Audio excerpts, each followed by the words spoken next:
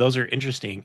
The way I see it is just like looking at it at a base level, not just preferencing the claims that I was raised with. Do I think it meets the bar for historical evidence? And I know that's probably our divergent point, and we'll get to that, I think, when we have our discussion about epistemology at the end of the episode.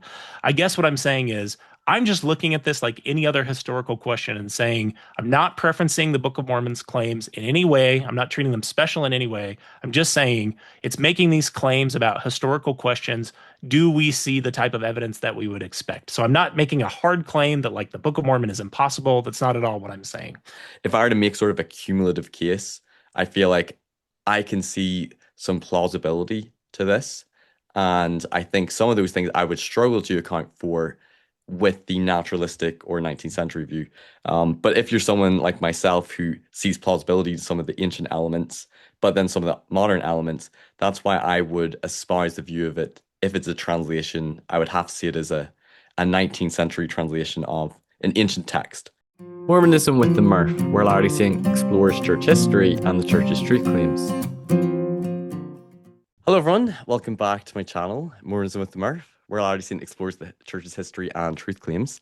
And this is my, I don't know, how many episodes have we done? Is this our third or fourth one now on the Book of Mormon? Yeah, fourth one. Third or fourth. Yeah. Yeah, fourth one on the Book of Mormon. I think it's our sixth date overall. So it's starting to get quite serious now. I'm having more dates with you than I'm with my wife at the minute. This is not good. Well, I can definitely say the same because I've got 3 kids. So I know I've been on more dates with you this year than my wife. Although Ganesh is rivaling you at the minute. I think you're just ahead this year, but he's trying to compete with you. That's okay. He's pretty charming. I get it. With that New Zealand accent as well. I know. Nice. The Kiwi. I can't compete. That's right. So we're continuing from the last episode. We were talking about Book of Mormon historicity.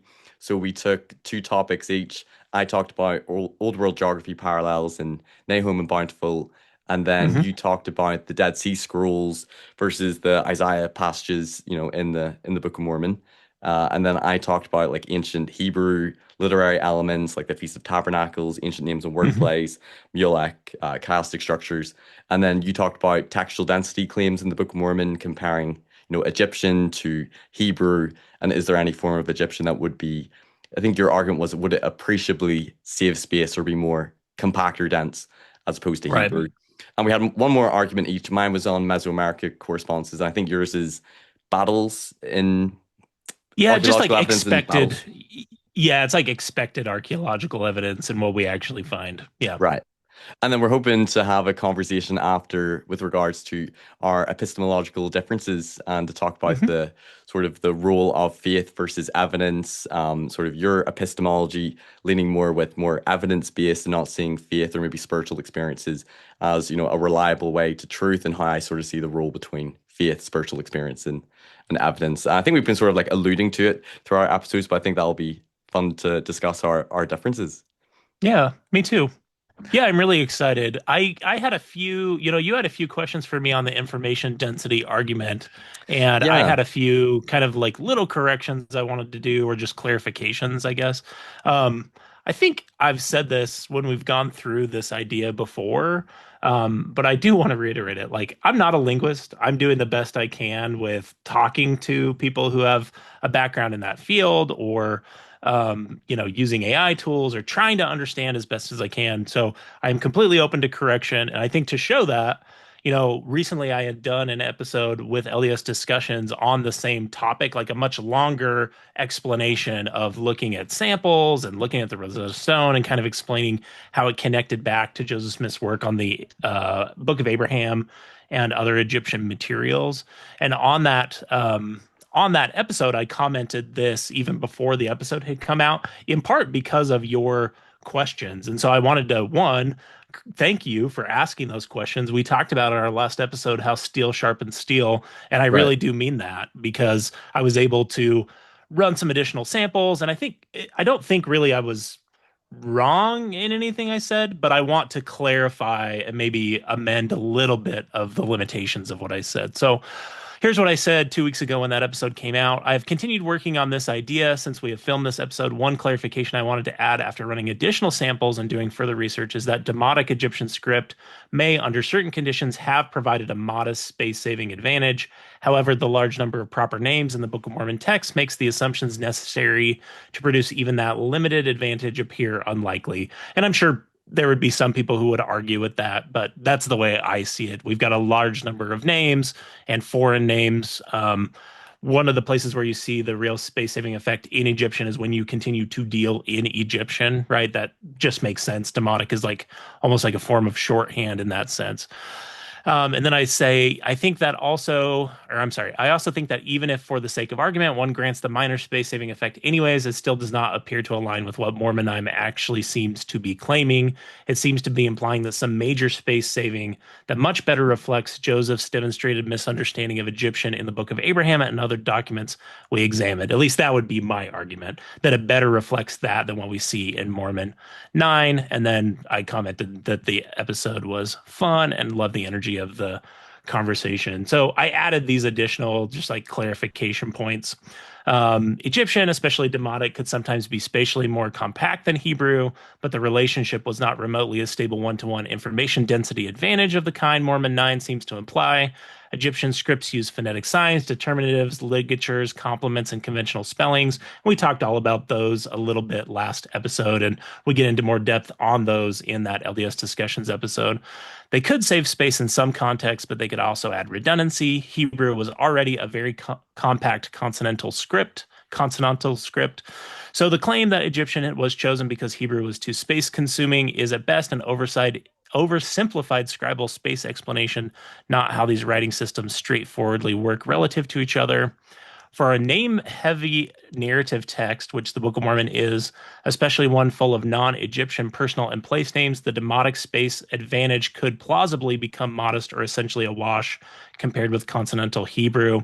Demotic may have offered some space savings as over Hebrew in some administrative, legal, or formulaic Egyptian texts, but for a long narrative full of proper names, quoted speech, theological exposition, and non-Egyptian vocabulary, there is no good reason to assume Egyptian would dramatically outperform Hebrew in physical writing space. Hebrew itself is already compact because it normally omits the vowels.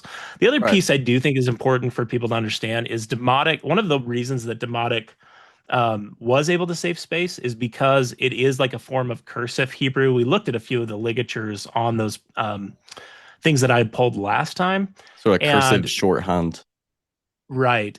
And one of the questions, I don't even know how we would answer it, but is would we see the same space saving effect that demotic can provide when we're dealing with metal engraving? Because I really don't know the answer to that question. It was typically used on papyrus when you're using like ink and papyrus. And so I really don't know how that would affect the space saving effect.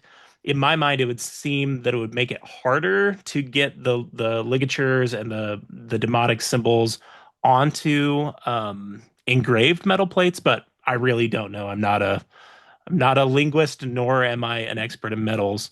And then just to kind of compare, I did actually run the text of the 1830 edition of the Book of Mormon through AI to kind of just do some estimates. Again, I don't think this is absolutely ironclad, obviously, but it does match with what I had heard from the linguist that I had talked to when I started this project. So if we're looking at just like an ordinary narrative purpose, demotic could save up to between 10 and 30% of what Hebrew would save, space saving wise, I mean. And then if we add in like the idea that we've got foreign names and non-Egyptian terms replete throughout the text, you can see it goes from either the 70 to 90 to 90 to 130. So we could see some space saving effect.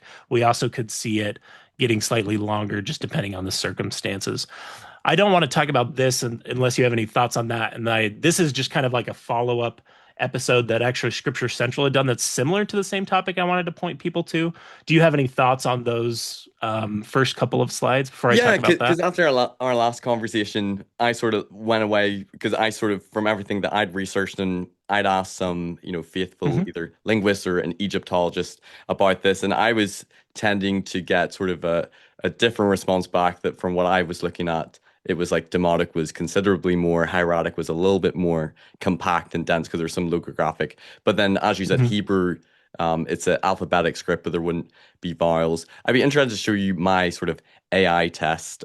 Sure. Although you said you put yours through like the 1830 edition, actually through this AI tool. I did. Okay, so mine was just a very simple one that I did, and I think this would be really good for like someone to actually like conduct this test. Like actually like 100%. do the translation into hieratic and demotic, and then into Hebrew. Like because I feel like with all the AI calculators, if they're giving you slightly different things, it caused me to question like, okay, which is right. But I'll just share with you very Exactly. briefly mine because if you're right on this, then like I think fair criticism. But then whenever I'm talking to either Egyptologists or linguists, they seem to be aligning with what I've been finding. And I'm like, Hmm. oh, okay.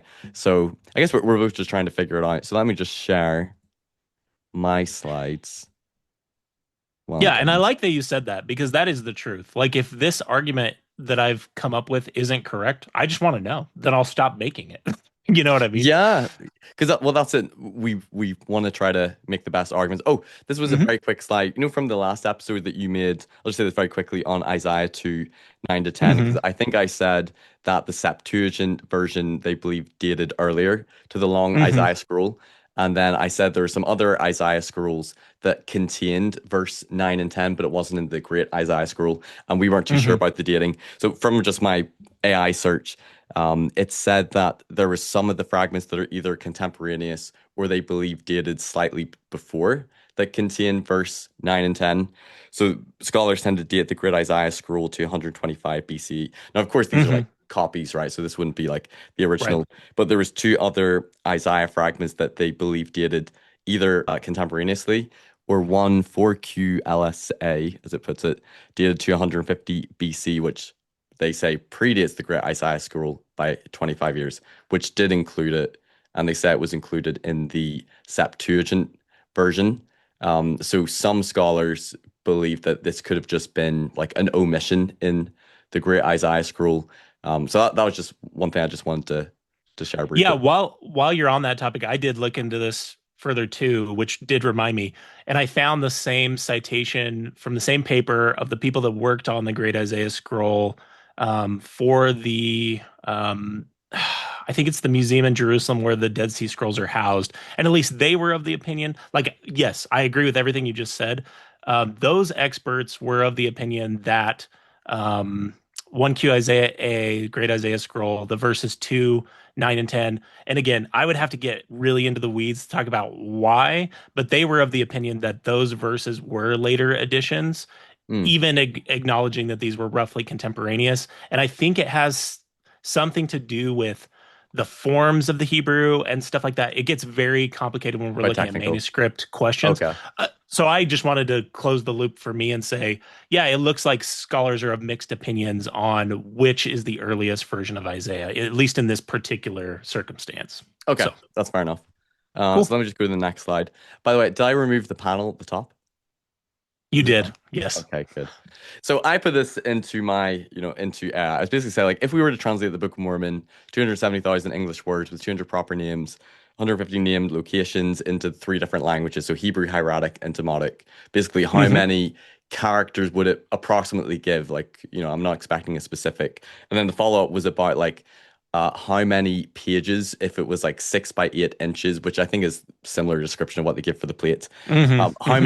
many would that be for each language script? Like just out of curiosity.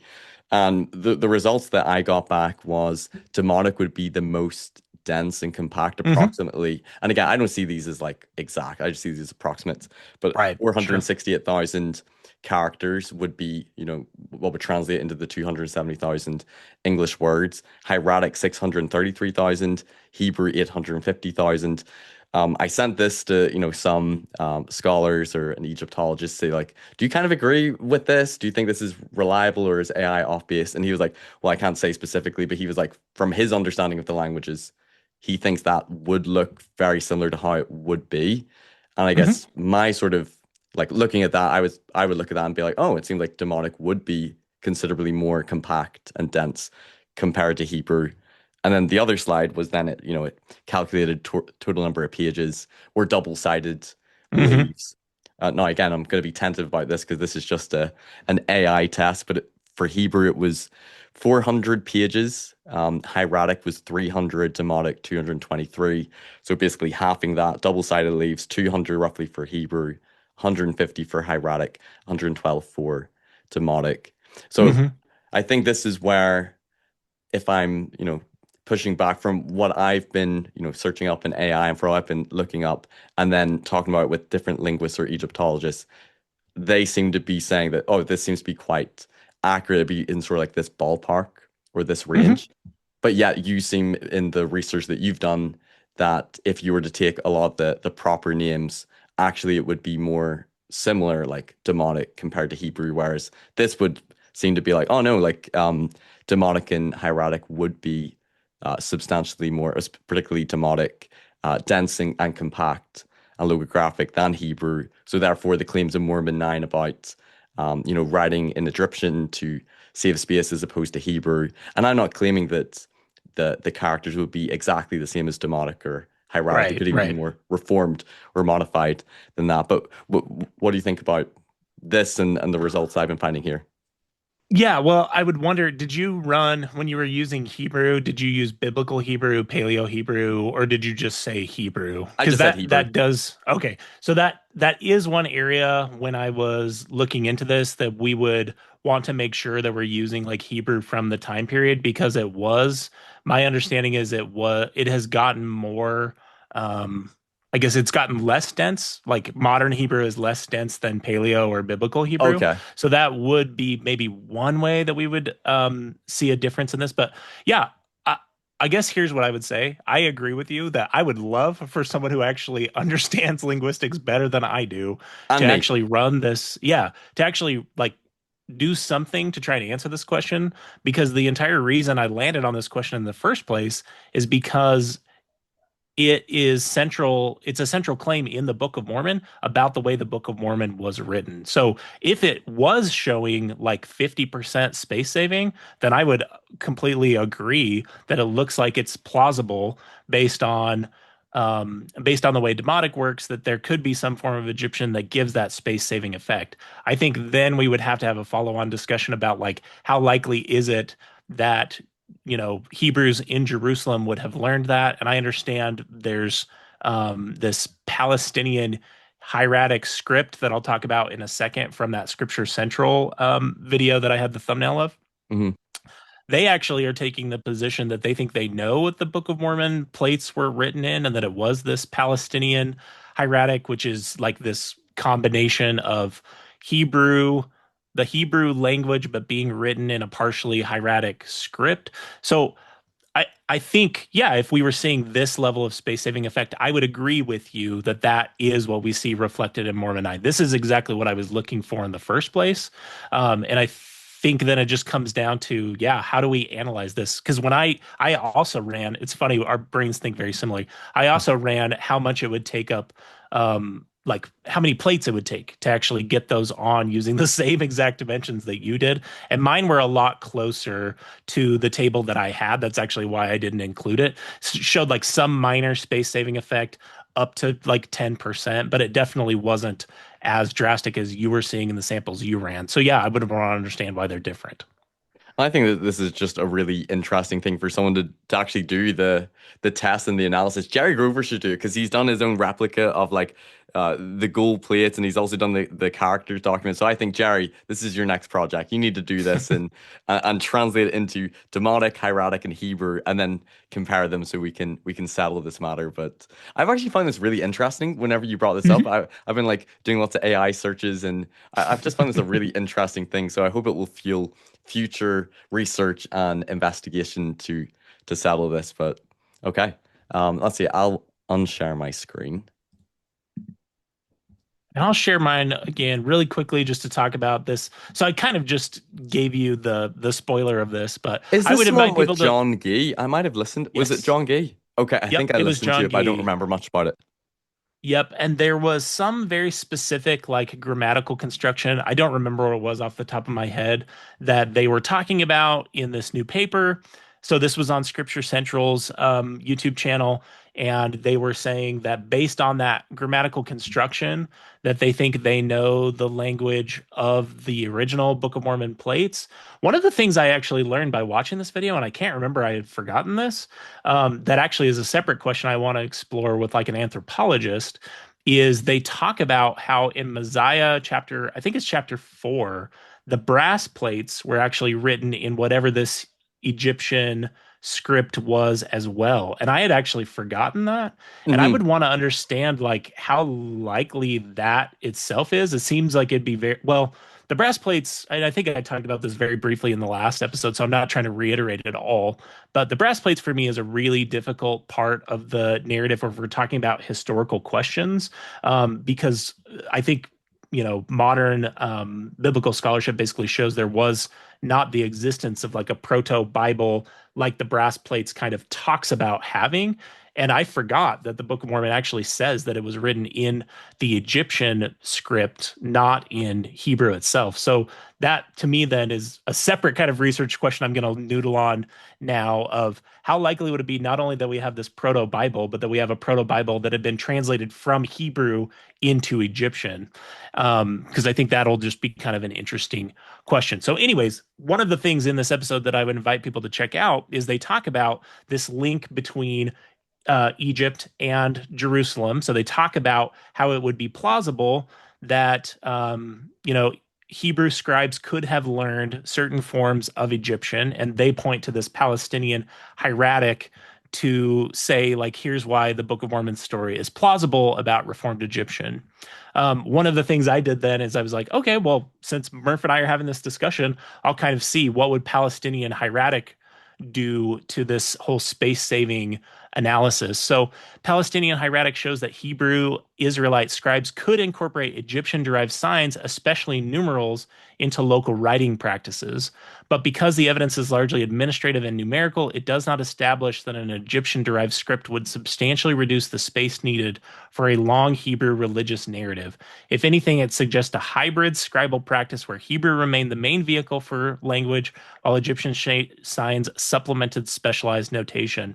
And I will say, I'll just pause here at this paragraph and say, I will say that is actually probably closer to what Mormon 9 is talking about when it's talking about kind of the combination of the different languages together, because we don't know exactly what the text is saying about how Reformed Egyptian would have looked. So I can see why these scholars are seeing this as a plausible alternative. Hmm. Palestinian hieratic may help explain why a Judahite scribe could know some Egyptian derived signs. It does not provide a strong basis for believing Reformed Egyptian would be materially more information dense than Hebrew for a Book of Mormon length narrative, at least was the analysis as I'm looking at it. So, I see, and I believe it's First Nephi chapter 1, isn't it, that talks about him writing the record in the learning of the Jews, but also the language of the Egyptians, sort of suggesting that there would be exactly. some sort of combination of Hebrew and Egyptian, but we don't know exactly what that would have played out as. Okay, well, Exactly.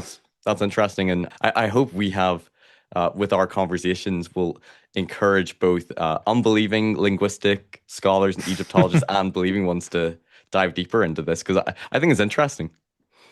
Yeah, me too. Me too.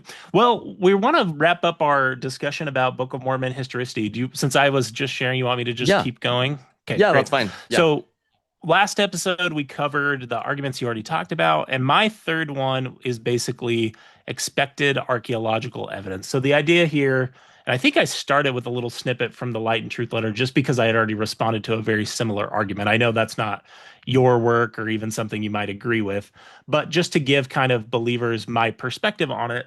So, yeah, this is from the Austin Fife's Light and Truth letter. He says critics of the church often use the fallacy of absence to argue against the Book of Mormon. Planetary scientists Dr. Carl Sagan said, the absence of evidence does not mean evidence of absence. So one of the things I'm going to talk about here is while it is true in an absolute sense, the absence of evidence doesn't mean evidence of absence. When we're looking for expected archaeological evidence, and we can find it all over the rest of the world for many different civilizations, my position is just, and again, maybe this is just the way I look at these things. I'm not making a hard claim that like the Book of Mormon is absolutely impossible. When we talked about, the old world parallels last episode, there were some things that I said like, yeah, those are interesting. The way I see it is just like looking at it at a base level, not just preferencing the claims that I was raised with, do I think it meets the bar for historical evidence? And I know that's probably our divergent point, and we'll get to that, I think, when we have our discussion about epistemology at the end of the episode. I guess what I'm saying is I'm just looking at this like any other historical question and saying, I'm not preferencing the Book of Mormon's claims in any way. I'm not treating them special in any way. I'm just saying it's making these claims about historical questions. Do we see the type of evidence that we would expect? So I'm not making a hard claim that like the Book of Mormon is impossible. That's not at all what I'm saying. When we look at archaeological problems, one of the biggest ones to me, and again, this may not pertain to your view of Book of Mormon, the Book of Mormon, because of your position on Book of Mormon translation questions, but one of the biggest issues, I think, for historicity is the claims in, I think it's either chapter 15, about the number of dead involved in the Jaredite battle. So this is from, I'm pretty sure it's either chapter 15. And it came to pass that when Coriantumr had recovered of his wounds, he began to remember the words which Ether had spoke unto him. He saw that there had been slain by the sword already nearly 2 millions of his people, and began to sorrow in his heart. Yea, there had been slain 2 millions of mighty men, and also their women and children. So the issue with this to me is that it is like orders of magnitude, at least double the size of any army, really closer to triple or four times the size of any army that we've seen in the ancient world during those time periods at all. And this is just the deaths involved on one side of the battle. So when we look at empires like the Mauryan Empire, so they conquered, much of the region of India and established this empire. They had an army of 30,000 cavalry, 10,000 war elephants, and 600,000 infantry, which was the largest known army in the ancient world. So here we've got an army of 700, well, actually like 650,000 people. And this is like their entire army across their entire empire, not 2 million people involved in one extended battle. For reference, the number of people who died in Stalingrad over the course of months, like over half a year, is 2 million people. So, and that's with contemporary or more contemporary modern weaponry. So here are some statuettes, some ruins, some lost coins, some lost architecture of the Mauryan Empire. This kind of shows the another analog I think is a good one to look at is Rome, because it overlaps time period wise in some ways with the Nephite Empire. So moving from Nephites or from Jaredites now to Nephites. But if we look at the size of the Roman Empire and how big it really was, including, your island, their legion maxed out at around 450,000 people at its apex. So at the apex of the Roman Empire, we had a 450,000 person army. And again, that's about a quarter of the size that was involved in the deaths of the Jaredites. And one of the issues I see is that we find archaeological evidence of the Romans and of Roman practices all of the time. This article was, I think it was in the New York Times, but it was originally published over in the UK, and I don't remember where I'd pulled it from originally. But one of the things that was really interesting to me about archaeology and how they do archaeology is they were digging like a trench for some public works project, and they came across this site in Roman Britain, basically looking at this site that they had never found before. And the way that they had found that the heads were laid at the heads were decapitated and were laid at the feet of the people caused the archaeologists to believe that this was like an execution site and may have been a site for political prisoners. There were all sorts of little weapons and trinkets found. And I think my point here is just, yeah, because then I've got my response materials that we went over last episode. Yeah. My point here is just like, we find these empires that existed, we find traces of them a lot. And I understand that there are some people who point to whether it's like the Maya, the Inca, the Olmec, people will point to the Hopewell and say, well, these are like, have some relation to the Book of Mormon peoples. I just don't see that reflected in what the text claims about those peoples. One of the things I did throughout my faith crisis was like sketch out like what do we know about the Hopewell? Like what do we know about their culture? And then trying to match it to like what we see in the Book of Mormon. And I just was never able to see the claims. Then when we look at the number of deaths involved in just the Jaredite part of the record before we even get to I don't think it's even in the hundreds of thousands, but I know it's in the tens of thousands for the last battle for the Nephites and Lamanites.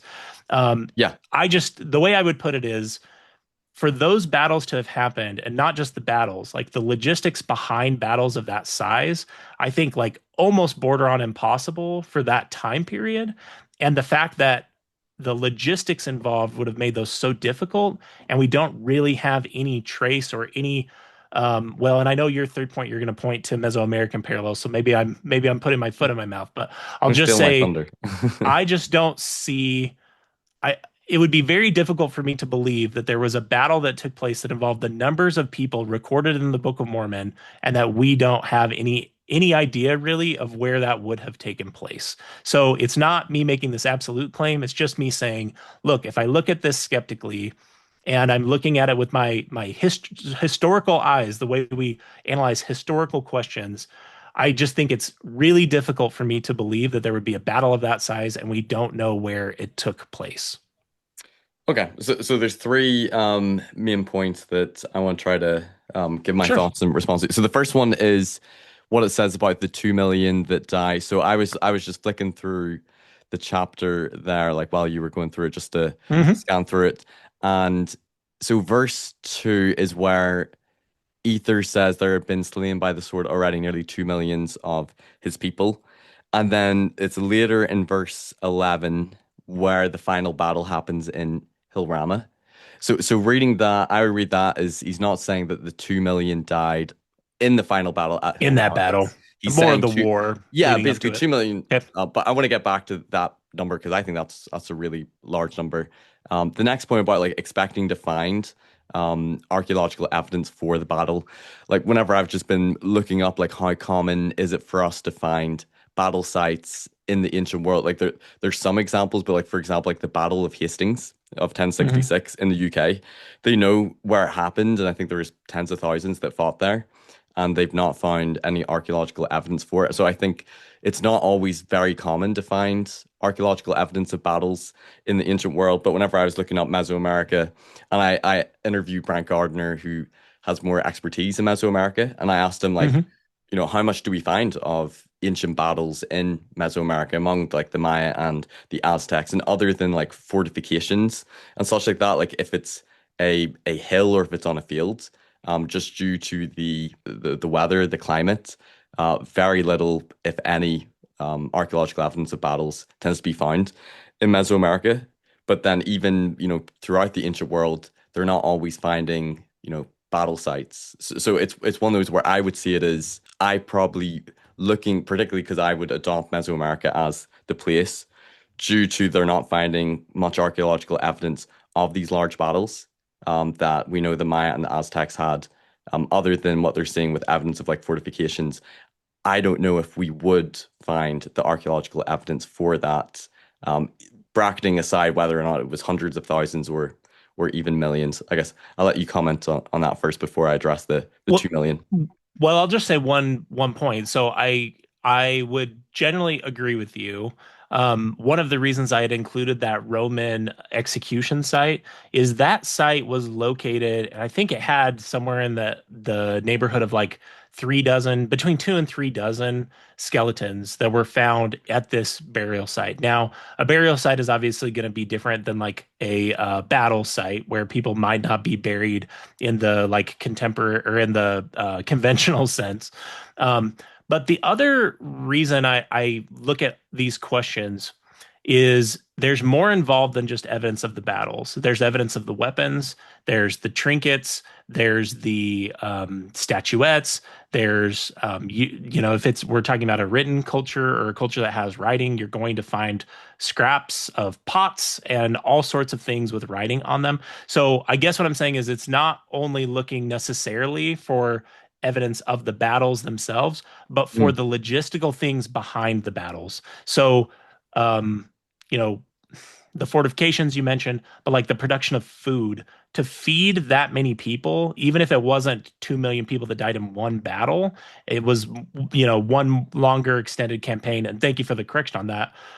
I don't necessarily see how that really changes it. Like, if we're seeing sizes in the ancient world of like a third of the size of what's recorded as deaths on one side of a major civilization ending battle, to me, and again, this is where I just look at it like hypothesis testing. Do I think it's more likely that that's coming from the ancient world, or more likely that that's coming from a modern author who doesn't understand the limitations of the ancient world? I definitely would put that in the first camp, or I'm sorry, the second camp, that it's much more likely that there was not an army that was large enough to be, 4 times the size of the Roman Empire's army. Right, I see. Um, I was just looking up here, just quickly here in AI, just back to the previous point about finding archaeological evidence of Hmm. battle sites. It says, with regards to the Battle of Hastings, over 14,000 men fought on a small hill in England. So it would be considerably less than, the Jaredite or the Right. Nephite final battle. But it says, despite intense archaeological sweeps, not a single bone, arrow, or piece of armor has ever been found on the battlefield. The Battle of Pharsalus, a massive Roman clash involving nearly 80,000 soldiers. Its exact location remains a subject of academic debate because it left Hmm. zero physical trace on the landscape. So I would say, like, I think there's examples of ancient battles, or even like with the Battle of Hastings, where even if they know some of these things historically happened from, Hmm. ancient texts and such, they're not Sure. always able to archaeologically discover the skeletons or even the weapons from it. And I think that would increase the unlikelihoods in Mesoamerica just due to the climate and such. With regards Sure. to the population size, I've looked into, like, Mesoamerica, and with all the discoveries with LiDAR, they believe that the Mayan population is likely bigger than what they previously had thought. But with the Olmec civilization, that 2 million does seem like a really big number based on like the current understanding now. Some might take the view that with more discoveries, maybe they'll realize it's even bigger. But I sort of take the view that I think this is sort of an exaggeration or hyperbole. And I understand you're sort of reading at face value. It says 2 million, Hmm. so that's what it means. But in ancient texts, and ancient peoples would often exaggerate population sizes or battle sizes, particularly Hmm. like in the ancient Near East, or in the Bible. As I've been reading the Old Testament this year, it's giving the population of David and the Israelites, or some of the battles. And when I've looked at what biblical scholars say, they say, like, there's no way the numbers were this big. They're probably big, Right. but when it's saying they're in the hundreds of thousands, or with like the Israelite exodus being like over a million, Israelites traveling, they see this is probably hyperbole or an exaggeration. So, So I've if I were to view this as an ancient text, I would probably say that we see other ancient texts or ancient peoples exaggerating the size of their, population or their battles. So I know you said before you see it more probable it's coming from a modern author, and I can totally understand that point of view. But I think if you were to look at the Book of Mormon as an ancient text and recognize that ancient historians and ancient texts sometimes would exaggerate their population or their battle sizes, I still think there could have been a really large number, because I know, with Aztec and some of the Mayan armies, they could get into tens or hundreds of thousands. I don't know if I would view the 2 million as like, this is Ether saying, I've counted every single one and it's sure. exactly 2 million. I would see it more as like he's basically saying loads of my people have died. So I guess as I look at other ancient texts or examples in the Bible where scholars are like, no, these were ancient people and there were battles and there were these armies that were large, but nowhere near as large as what they're saying in their texts. I would take the view when it comes to, that passage in the book, where I probably also feel similarly about the final battle at the Hill Cumorah. That's probably because I think it says so and so with his 10,000, so and so with his 10,000. I would see that more as like a military unit versus like they've exactly counted 10,000. Sure. And so I have heard this apologetic before. And so I absolutely acknowledge that these ancient texts are in part etiological stories and they are in part propaganda, right? That's the way I would put it, at least. It's like exaggerating, boasting. I think the issue that poses for the Book of Mormon, in my mind, is that that means that we would have to believe that the exaggeration is the ancient authors exaggerating, and that since there is revelation involved in Joseph's process of translating, that God saw no reason to like disabuse him of the exaggeration. And Right, people it may wasn't be willing corrected to, in the right, translation. right. So people may be willing to accept that based on faith. I'll just point out, to me that seems very convenient in the sense that it seems like anytime we've got problems for the Book of Mormon, that they can break one way or the other. And it's like, oh, if it's an exaggeration and this exaggeration is something that ancient authors used to do, that helps prove, or at least is plausible, that it continues to be an ancient record when there's, King James Version language in there. Or we've got some of the issues that we talked about with like the Great Isaiah Scroll and looking at the brass plates. I guess I'm just saying I would say that people need to be very careful about choosing a lane on Book of Mormon translation and thinking through the implications of that for all of these problems at once. I guess that's the one little last thing I'll say on that is, otherwise it just feels like anytime there's a problem with the Book of Mormon's text, it can always be explained away by using either, well, Joseph was using language he was familiar with, or, oh, ancient authors did this exaggeration. And sometimes, it can feel like those explanations are mutually exclusive to me, but I can understand other people may see it differently. No, I can understand that perspective because it might seem like, oh, it's just trying to find an excuse or a justification for it. And by no means, I don't think anyone should use this as an argument in favor of being like, oh yeah, the Book of Mormon's embellishing the numbers just like the other ancient texts. Guess just to give my point is Hmm. that, if we see, for example, in the Bible, and Latter-day Saints, even though don't believe the Bible is, completely inerrant, believe in it as scripture, and Christians who believe in it Hmm. as scripture, I would still believe that it's based on, historical events, at least largely, particularly as you get to, the period with David and his history, and there likely could have been battles and such. But if biblical scholars say, yeah, they probably exaggerated these things, but they're still could have been based upon, battle sizes and populations, Right. but they're exaggerating, and this happened sort of in the ancient world. I guess I see it as like if this is an ancient text, that could be an explanation for what is Sure. happening. Sure. But I can Yep. understand your perspective because sometimes when it comes to you could find an defense or an explanation for almost anything if you're creative enough. And sometimes I can find that, trying to explain some of the anachronisms, sometimes the lone shifting and stuff, you can almost Hmm. come up with anything to explain anything. And I can understand why that may not seem fully satisfactory to skeptics or to unbelievers.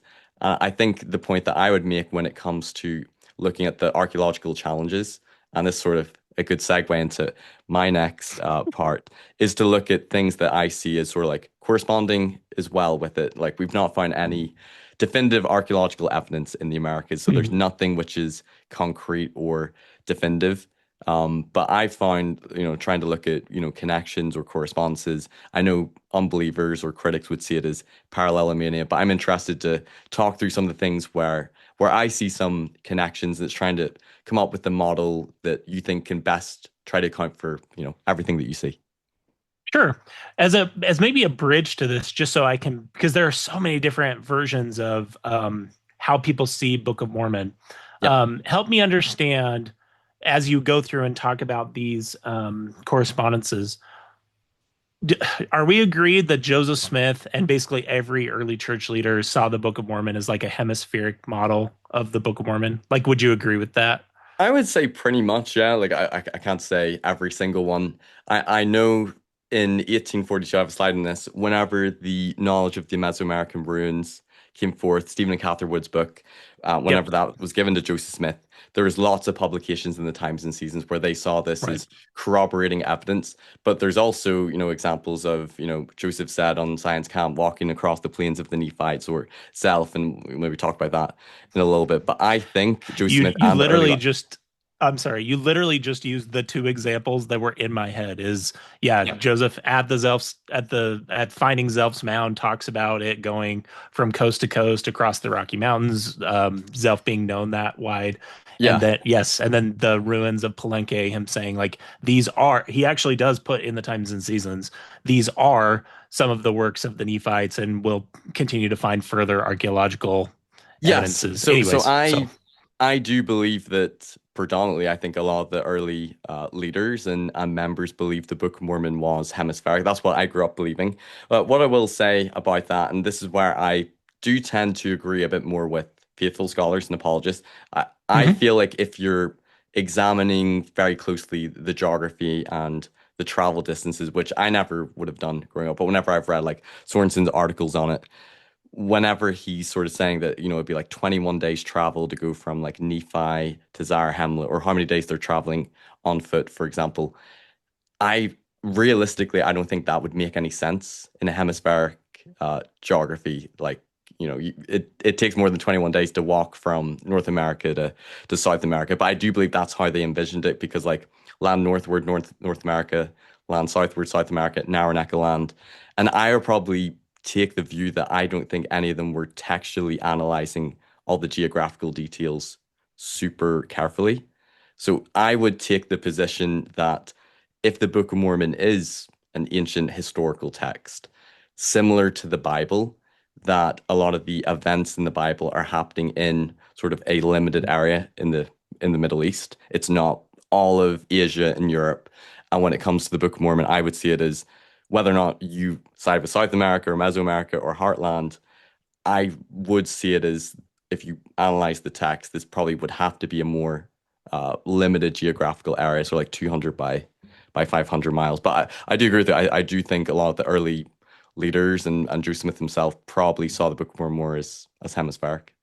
But then it can also Yeah, depend on and where you grew up. So, for example, my wife, she's from Mexico, and mhm, I asked her about her geography view or what sort of like the cultural beliefs of people in Mexico.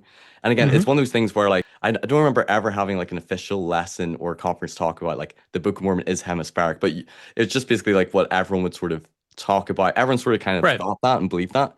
But she said in Mexico, everyone thinks that no, it happened mostly in Mexico, like in that area. They didn't conceive of it being sort of hemispheric. So it can maybe depend where you live. But Mhm. yes, in summary, I do think Joseph Smith and likely the early Laodiceans thought it was hemispheric. Okay, and the only reason I ask is because I know if we're going to talk about New World geography for the Book of Mormon, that really what I would say these more limited geography models. I understand what you're saying about the travel times in the book, but one of the issues I have with because the Gospel Topics essay takes limited geography when it's dealing with the Book of Mormon's DNA problem. It takes Mhm. the limited geography model of Sorensen based on a piece that he had written back actually before DNA was a problem. I'll say that to That's his credit, that it wasn't that's just right. a And his book that he post. Yep. wrote, the 1985 book, An Ancient American Setting for the Book of Mormon, he wrote it in 1985, and he also had articles before DNA where he believed that the Book of Mormon people were intermixing with other populations there, because often people will say, well, that was just a response to the DNA. But even as early as like the early 1900s, some leaders and scholars were sort of hypothesizing that there could have been other populations there, and that was very much part of John Sorensen's model and Right. theory for the Book of Mormon. Yeah, in fact, that piece that I'm referencing, the one that's kind of I would say it's the foundation of the DNA Book of Mormon geography essay, um, gospel topics essay, I mean, it's called When Lehi's Party Arrived, Did They Find Others There? Yes, I think that Something was to that Sorensen's effect. article. I think that was the name of his article. Yeah. So I'll just say the one problem I have with those theories, like totally accepting everything you said about the travel time, Sure. is I don't understand how to square that with the promises that were made in First Nephi, in the vision that Nephi has with like after the Tree of Life vision, he has this vision about his people, his brother's people, and I feel like it's pretty plain that they are the only occupants of this land.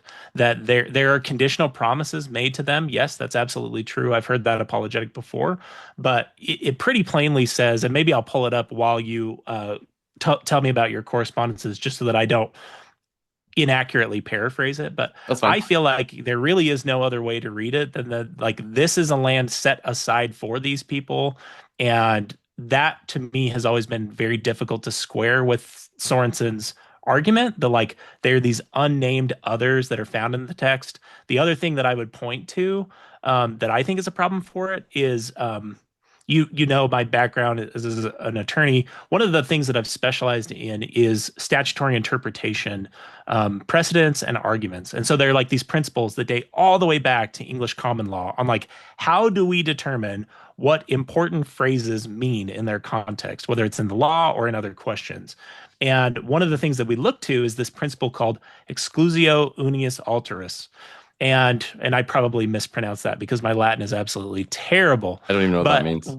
what it means is, it means if I'm going to put into a contract a very specific term, a contract or a statute, and I'm going to not use that same term at another part of that same statute or contract, that difference is presumed to mean something. And where I think that doctrine applies to the Book of Mormon is, and this question of like unnamed others in the text, Mhm. is the Book of Mormon specifically mentions multiple times when the Nephites and Lamanites meet other people. So it talks about the Mulekites, it talks about when they find the remnants of the Jaredites. And so for me, it's very difficult to accept a theory that's premised off of, you have to believe that there are these unnamed others that are just never mentioned by the Nephites and Lamanites as they're keeping this record, because the authors know how to tell you when they encounter other external others, and they do so multiple times. So I'll just put a pin in my thoughts for a second. I didn't mean to steal as much of your thunder as I did.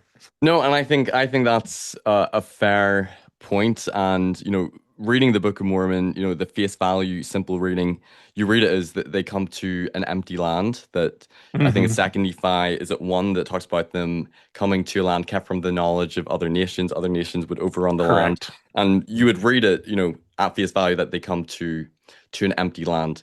What I would say briefly to that is, and you already alluded to this, I would even if you are reading the Book of Mormon very literally, if you're taking it at face value, even when the Lehites would have arrived, as you noted, the Jaredite civilization was starting to come to an end, but there were still the Jaredites there, and True. the Mulekites as well. So even when it said like they came to this land, kept from the knowledge of other nations, and you can sort of get into how you interpret that exactly. But even if you were to take the strict interpretation, that meant it was completely uninhabited, empty land, no one was there.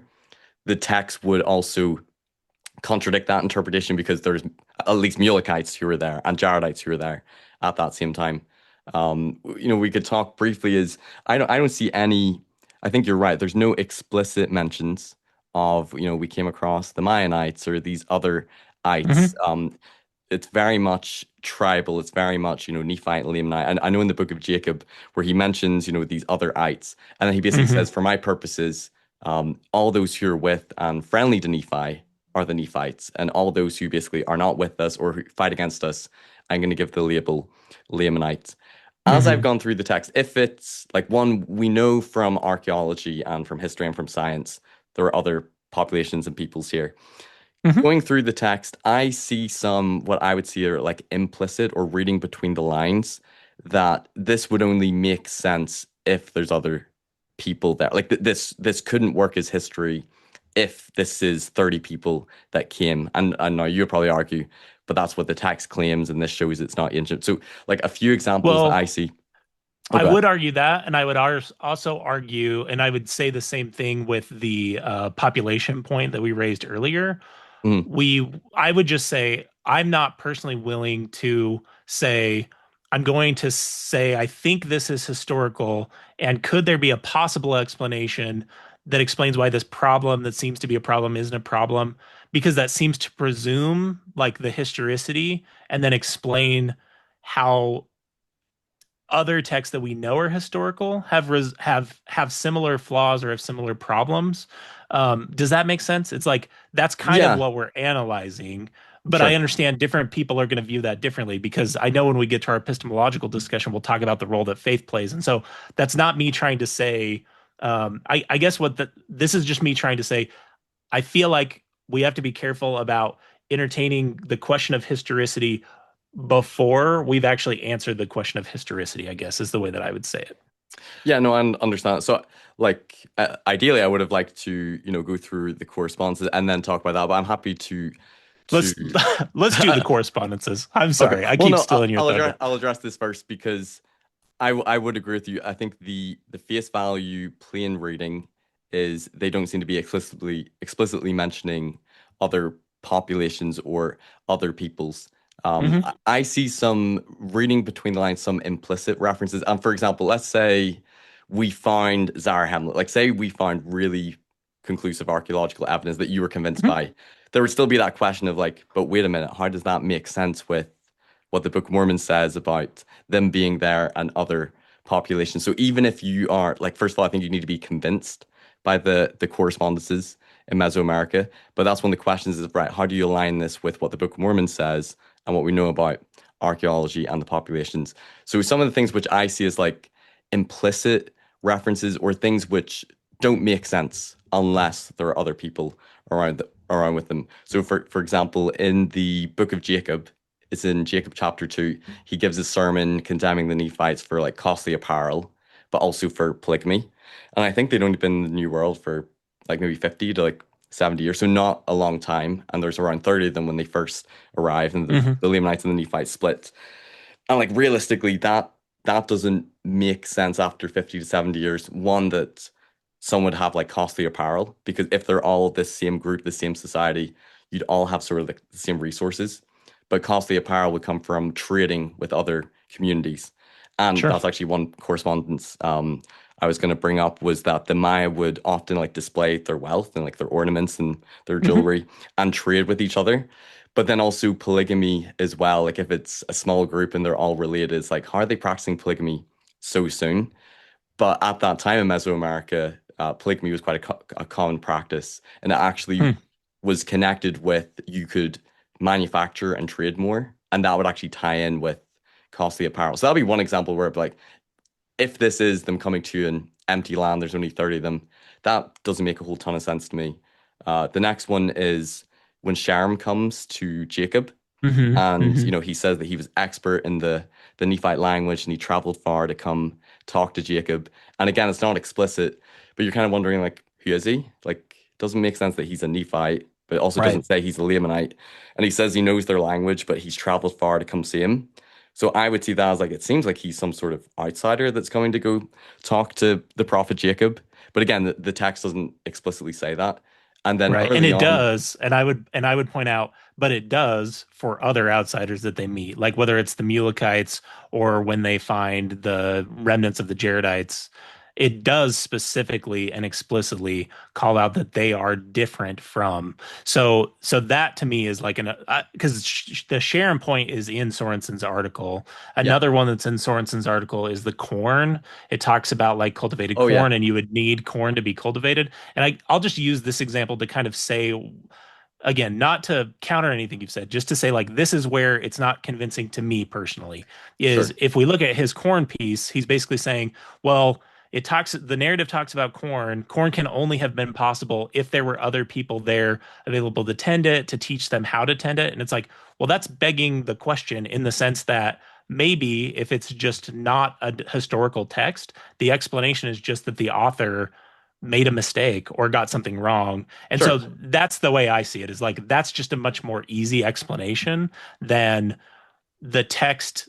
I'll just use Sherem as an example. Then that Sherem was an actual outsider, and the text, just in this one instance, doesn't mention that he is an outsider, but you can read it into the text because it doesn't explicitly say that he is a Nephite, if that makes sense.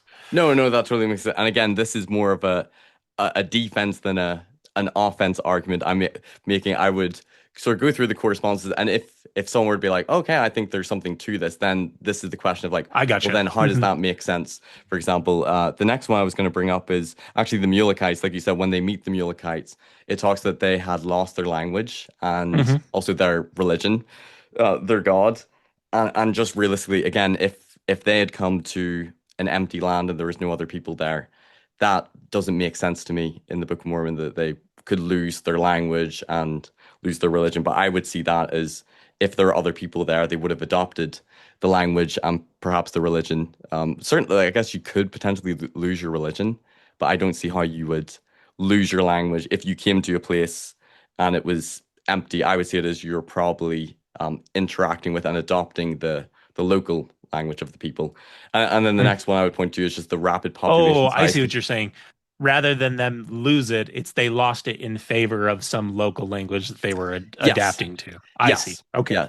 And the next one would just be the rapid population size of the Lamanites compared to both the Mulekites Hmm. and the Nephites after not a very long period. And unless the Lamanites were having, like quadruplets or something, like realistically, that doesn't make sense either. Now, you might see this as, well, that supports my theory that Joseph's the author and these are historical problems showing it's not an ancient text. And then, for example, there's times where I think Alma or is it Mormon that talks about being like a pure descendant of Lehi or of Nephi, sort of reading that being like, oh, it's all strange if all of them are all literal descendants that he would say Hmm. something like that. So those would be like some implicit things where I think like reading it, you're like, okay, like that would make more sense if there were other peoples that they were interacting with. But I agree with you that there's no explicit mentions other than, the Mulekites. But what's interesting about the Mulekites is after they meet the Nephites, they're very much adopted into their group. And they're not Hmm. really talked about much again, except maybe one other place later. They don't really talk about the Mulekites much after that because they pretty much become Nephites. So I would see it as they're pretty much absorbed and given that label or that tribal identification. Um, and then after, Christ comes, we talked about this in our peacemaking episodes, and there's no more ites. At the end of the Book of Mormon, there's people that then take upon themselves the name of Lamanites. And at the end of the Book of Mormon, I would definitely see that the label or the designation of Lamanite is more cultural or political, or basically Sure. which side are you on at the end versus like pure descendant. Um, Hmm. but anyway, we could talk more on that point, but I'll go through some of the correspondences. And then if Great. you've got any more questions about that, again, I think there's still some challenges when it comes to this. So I don't see any of this as conclusive or definitive. Hmm. But I find some of the correspondences quite compelling or at least interesting. So Can I'll, you remind me before you go through those? Can you remind me off the top of my head? I don't remember the timeline as well. Like I know the Jaredites were well in advance of the Nephites. Were the yeah, Mulekites? How long before the Nephites did the Mulekites arrive in the Americas? Do I'm we pretty sure it know? was like around the same time. I think That's what because that's why I Zedekiah. asked. Is I was roughly remembering that it was about the same time. Yeah, They because just Mulek came was the to son of different Zedekiah, so it would have been locations. around the same time.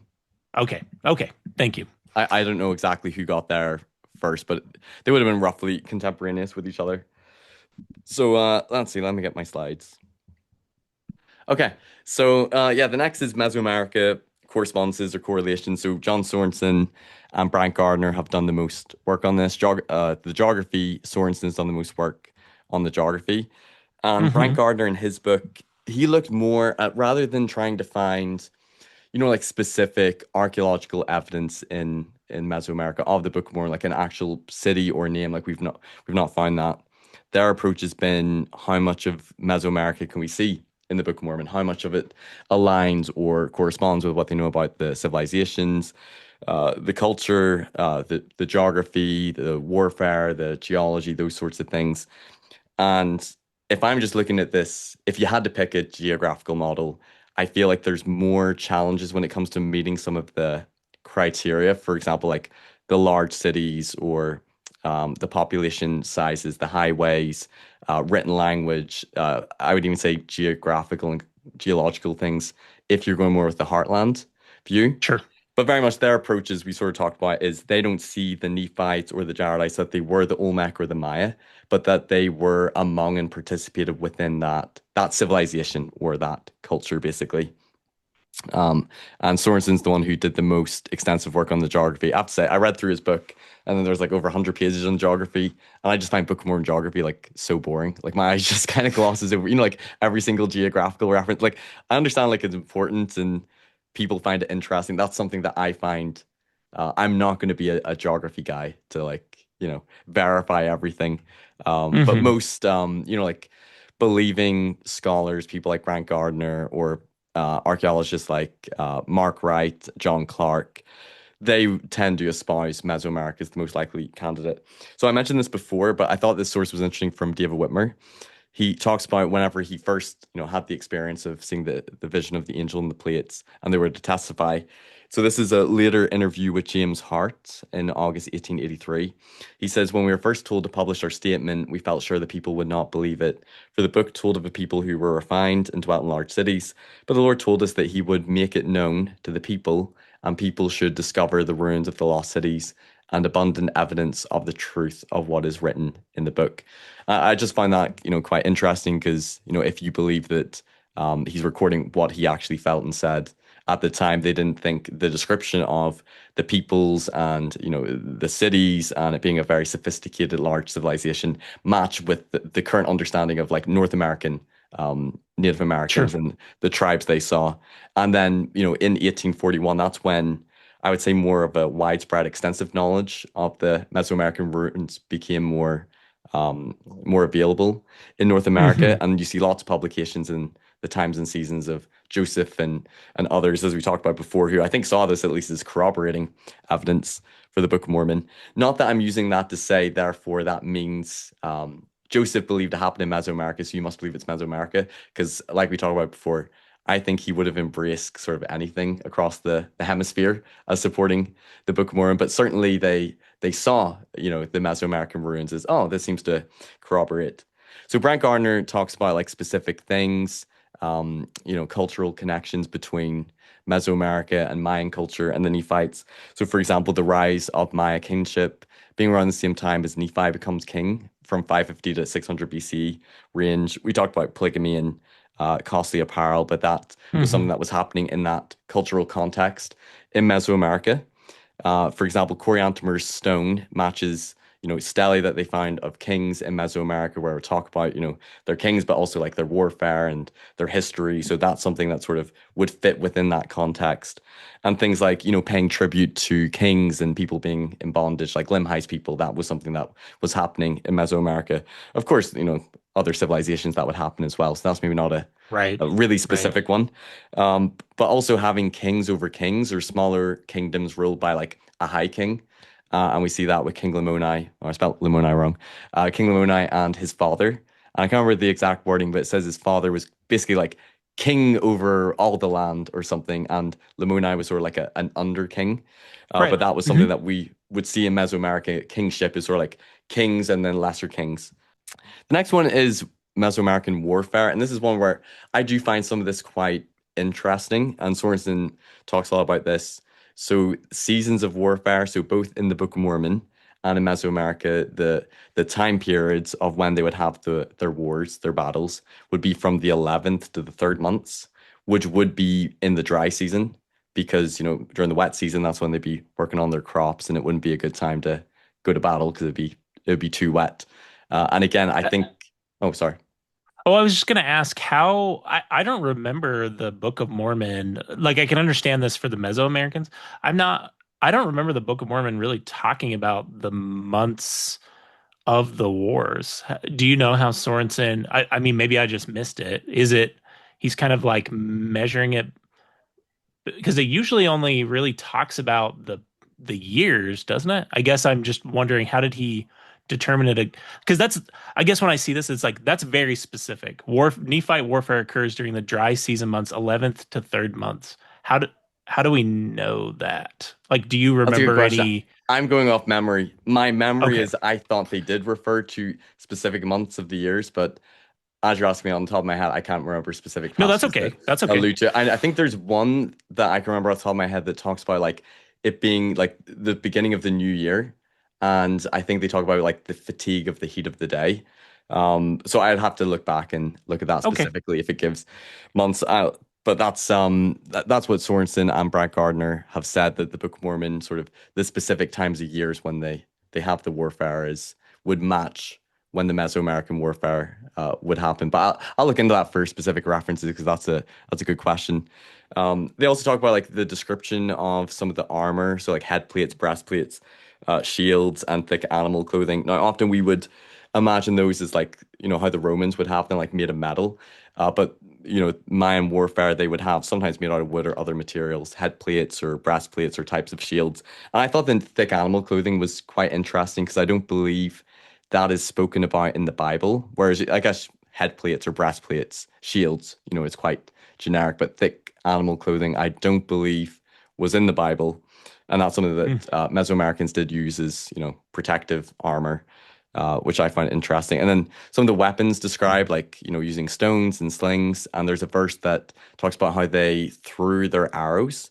And one of the weapons that the Maya had was an atlatl, or like an Hmm. arrow thrower. I've So, actually thrown an atlatl before because oh, really? That's local to cool. me, yeah, local to me, we have a old Native American site called Celebration Park, and they've got a whole like place that set up where you can go see petroglyphs and you can throw atlatls. On the weapons, though, I do have another question. Okay, go for it. Um, Oh, I'll just say about the Swords. atlatl. I don't believe that this is exclusive to Mesoamerica, is what I think in North America they also had the atlatl. So this isn't just Yeah, unique, but this would also like fit Mesoamerica as well.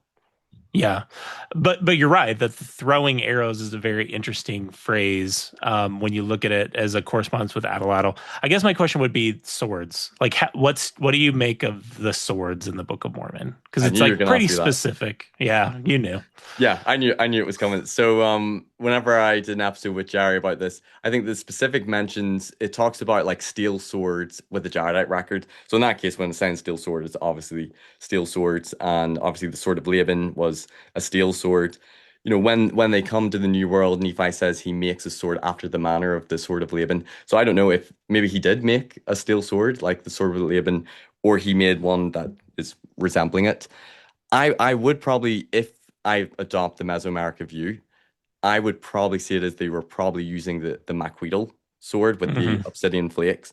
And for example, there's a couple of stories that I think like, oh, it might actually work better if that's what was used. But I don't see it as it would be problematic if a steel sword was used as well. But there's not the metallurgical evidence for steel swords in the New World. But Okay. for example, with like Ammon slicing off the arms, they would see that the obsidian would be very sharp for slicing off arms. And it's the anti-Nephi Lehis who, make the covenant to not stain their swords anymore, in blood, and they're going to bury their weapons.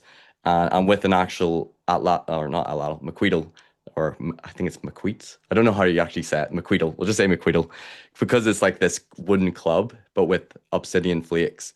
It would actually stain the wood with the blood. So the metaphor that they use would almost work better if that's what they use. But I can understand people saying like if it says sword, it will clearly be a steel sword. But I think I'm open to the Maquedal also functioning as a sword. Okay. Yeah, just curious.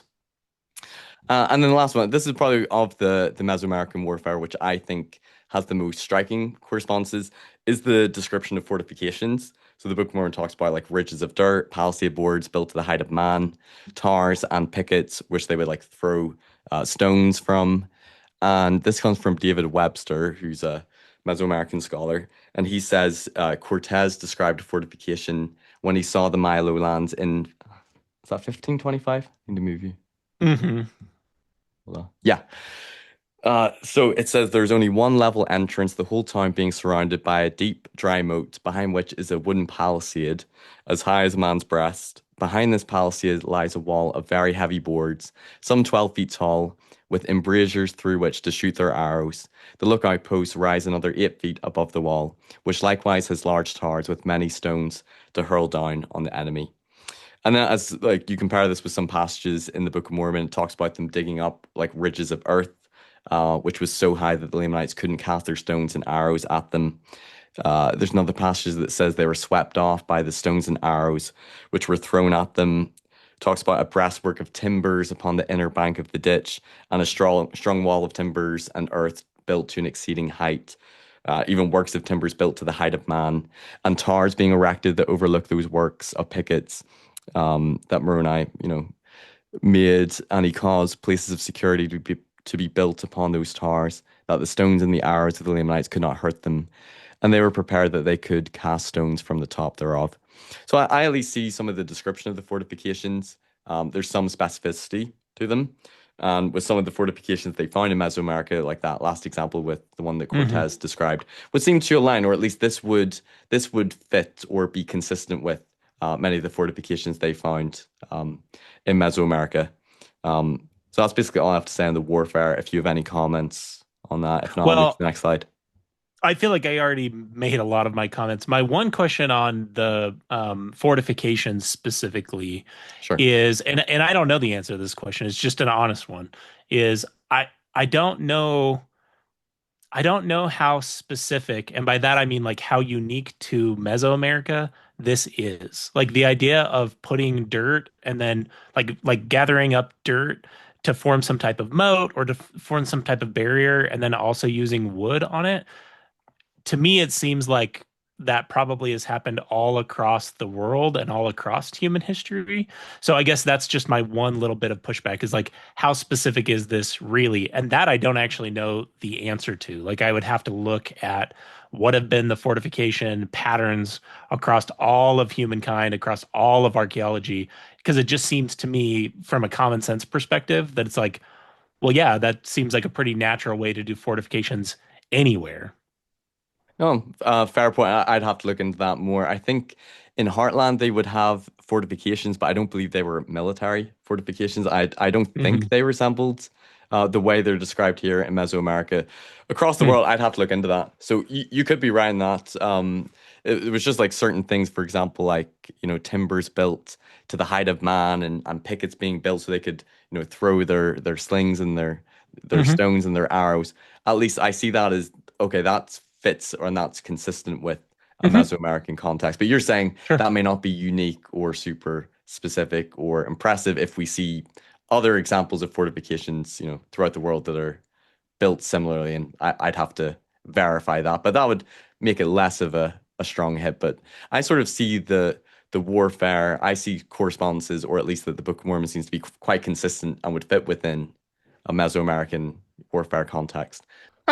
Um, the last couple I'll point to, and these are ones that I Hmm. find quite interesting. I'm Hmm. not sure if you've heard of this one specifically, but I read this in Brant Gardner's book, and I'm quoting this from Scripture Central. So the prophet Nephi, who was son of Helaman, it says in the text that he went and prayed upon a tower, which was in the garden of Nephi, which was by the highway, which led to the chief market. And then it just sort of goes on to talk about something else. So it's a very like just side reference that I'd never noticed before. So it's saying that in his garden he had a tower he was praying upon, which was by the highway that would lead to the chief marketplace, which is quite specific.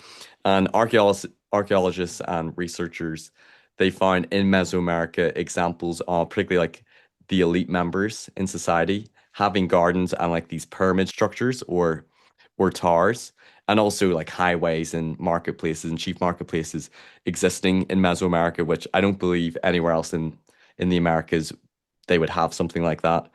And of course, there would be, maybe towers mentioned or gardens in the Bible, but I don't see a specific reference like this that Joseph Smith would have easily gotten from the Sure. Bible or from his understanding of Native Americans.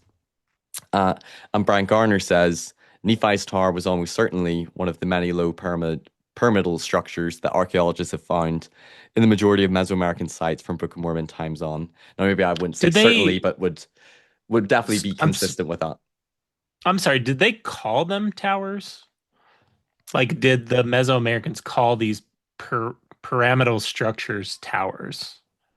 That's a good question. I would have to look that up. I'm not entirely Okay. sure. Yeah, I don't know either. Yeah, it says those attached to private compounds were lower than step pyramids and public squares used for public rituals. I don't know if they called them towers or if they called them pyramids. I'm not sure. That'll be interesting to look up.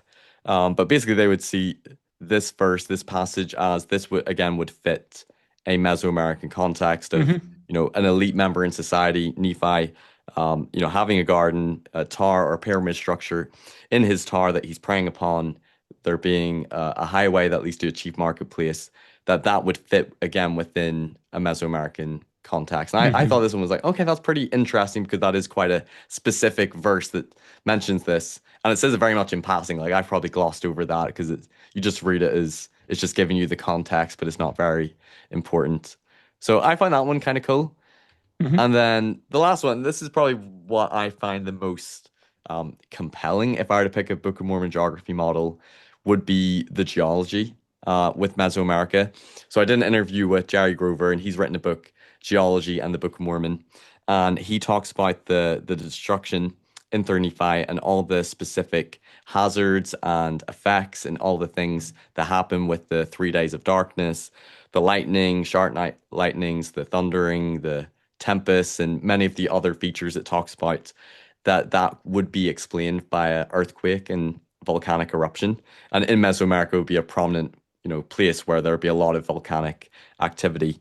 Um, so specific things it mentions in the Book of Mormon in 35 is like mists of darkness, inability to light fires, whirlwinds and tempests, tumultuous noises and groanings, fire and heat, lightning and sharp lightnings, and sunken cities. No, I think you did a response about Samabaj, and from what I've looked up, faithful scholars have pointed to Samabaj as like a plausible candidate or an example of when the Book of Mormon talks about like sunken cities, or I think like the waters rose and then it like submerged. That Samabaj is something similar to that. But most archaeologists who have dated Samabaj date it either between 200 BC to 300 AD. I think most lean closer to 200 AD to 300, which would be a little bit late for the Book of Mormon. But again, this would make it seem that the destruction that's happening in Third Nephi and the destruction of like cities sinking, for example, would be explainable from a volcanic eruption. Um, Hmm. and Jerry specifically in our episode talked about the San Martin volcano, and that there was a very large volcanic eruption and earthquake that happened in the first century CE, and that this would have caused a lot of the destruction if you go with Sorensen's model, that basically all of the specific hazards and the effects that happen would follow an earthquake and volcanic eruption. And he even went as in depth to say where Sorensen locates Nephi's Bountiful, according to Jerry, this is what he told me, that it received less destruction than other places. And he said where Sorensen had located it, because of the bedrock in the ground, there was a geological explanation why it would have received less destruction compared to other places, which I thought was kind of interesting. So, like, basically, my point is that on that is I don't know if Joseph would have had the knowledge of the specific hazards and effects of volcanic eruptions or earthquakes. And I certainly would have read this growing up as like, this is just this big supernatural thing. But a lot of the specific things like 3 days of darkness, the whirlwinds, lightnings, sharp lightnings, not being able to light a torch because of the ash and maybe some of the gases in the air, as well as like sunken cities and things, would be scientifically plausible and explainable with an earthquake and volcanic eruption. But the only issue with dating volcanoes is they can't date it to a precise year. So it happened sometime in the first century CE. Jerry believes it was more in the first half of the first century CE, but you can't give an exact date. If they're able to date it to like, 33 or 34 CE, that would make it a lot stronger. But I would see this as like, if you were to believe the Book of Mormon is historical, I don't feel like there would be the same geological support for other models, for example, for all the destruction that happens. Whereas this Right. is why I think if the Book of Mormon is historical, and if I had to pick a geography model, this is one of the reasons why I think Mesoamerica is the most plausible when it comes to this. So I don't see any of the correspondences as proof or as definitive, and it would be great if we found, an actual named city.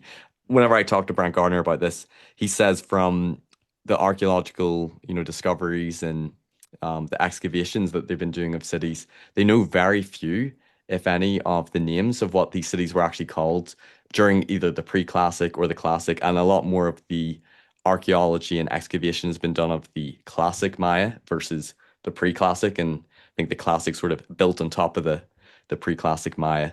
So there's maybe some limitations that we're not finding many named cities or things like that.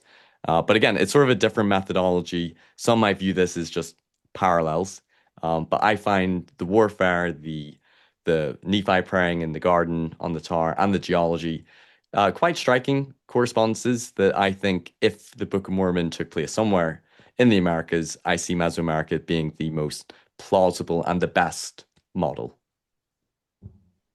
Yeah, and that totally makes sense to me. I think the way I've always looked at like the Book of Mormon geography debate between the Heartlanders and the Mesoamerican folks Yeah. is like the Mesoamerican folks, I would agree with you. Like the Book of Mormon can't have taken place in the Heartland. There are so many problems for it having taken place in the Heartland that that's Yeah. kind of like a non-starter.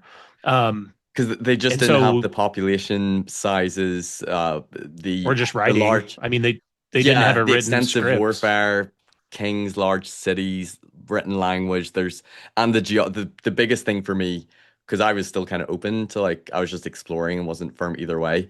But going through Jerry's researches, because he also analyzed the Heartland geography model, and he said geologically there's no way the destruction could have happened. And I think he said the destruction was worse in the land northward because they point to it's either an I think it was an earthquake that happened, but he basically said like looking at that earthquake, it wouldn't have caused the destruction that it describes with the Book of Mormon geography. So basically, he said geologically, Heartland doesn't work. You would have to say it's supernatural for what happened in Third Nephi, and that was one of the reasons why I thought like, yeah, I just don't really see Heartland.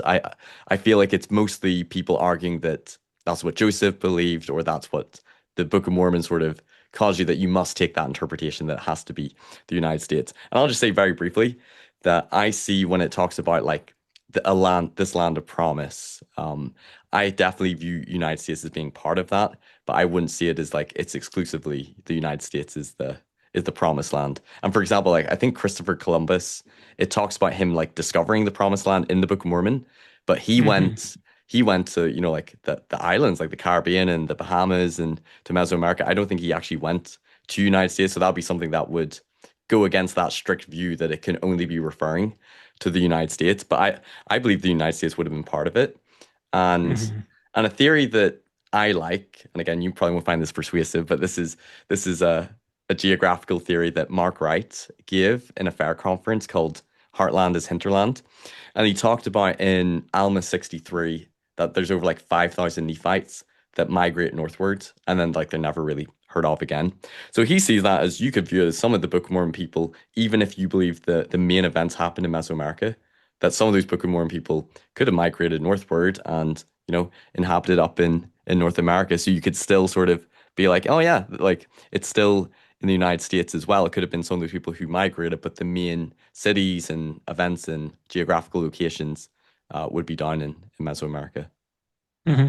That actually would have been my view as a believer is like that I would have seen the Book of Mormon as being hemispheric, but that the main events happened. That like that the main core of the events happened in Central or South America, Mesoamerica. Hmm. Right. Yeah. Yep. Yeah. So I liked his theory because it was charitable and there's a way where you could be like, hey, like when they point to Zelf, you could be like, oh yeah, maybe like Zelf could have been one of those people that migrated northward. And he also gives some Hmm. examples archaeologically and linguistically, you know, seeing, you know, maybe some evidence of northward migrations as well. He talked about that a little bit. So but yeah, that basically sums up Mesoamerica correspondences.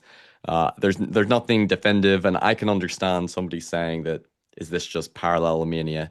And I do think the anachronisms and metallurgy specifically would be the biggest challenges with Mesoamerica. So I'll sort of acknowledge that, but I find some of those correspondences interesting or at least plausible. What about like DNA or like, John years ago interviewed Michael Coe, who's like world-renowned expert. He's since passed, but world-renowned expert on the Maya. And he doesn't seem to share the opinion that the Book of Mormon people, like the what the text says about the Book of Mormon peoples reflects very well onto the Maya.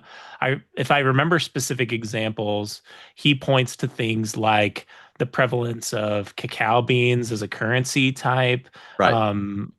shells as a currency type. No, and I get the Book of Mormon is very vague about the like how they exchange currency. We've got names given, and they're, if I remember correctly, they're associated with like weights. But I guess what you just since you were talking about some of the challenges to that theory, are those Sure. other challenges you see to the theory, or Yeah, because I think he talks about like in the Book of Mormon, it doesn't talk about things that were there in Mesoamerica, like jaguars or turkeys or turkeys? yeah, Hmm. yeah, cocoa beans. So I think those are like yeah, legitimate criticisms and Hmm. good pushbacks to it. You know, there's some who have interpreted when it talks about, you know, the scattering of the flocks is that sheep or could that be turkeys? But yeah, I think some of those are like some fair pushbacks. I think there's some things. Obviously, he's an expert when it came to Mesoamerica. I know he'd read the Book of Mormon. I would love to have asked him about some of these specific correspondences Hmm. that we've gone through and that Brant Gardner goes through, because Brant Garner and John Sorensen would often be quoting Mesoamerican scholars and scholarship, and then basically saying like, this is how it correlates with the Book of Mormon. And I'd be most interested in what he would think about those things, particularly like the warfare or the geology, or like that you know verse that talks about Helaman praying upon his Hmm. garden tower. Hmm. I think like, there is a verse that talks about like snakes inhabiting the land, and that's something that would sort of fit within Mesoamerica. But yeah, there's still some issues or questions, which is why I don't see any of this as definitive or Hmm. conclusive. Okay. No, I appreciate that. And I think that probably actually is a really good segue to kind of our last little point of discussion we wanted to talk about, which is like our epistemological differences. Yeah, Let me yeah, just say before we get there that I have like super enjoyed these conversations with you. I hope we continue to find something else to talk about beyond or do more conversations about the Book of Mormon. I don't care. I just like talking to someone who is an informed believer that really I feel like cares about the truth and also cares about understanding the perspective of people like me. So let me mhm, start by that. I think, in the course of these conversations, and even the way you put that, I think is the way I would have steel-manned your personal epistemology, in the sense that the way I see our point of divergence is you have had personal spiritual experiences that have been very formative to you and important to you and have helped shape the way you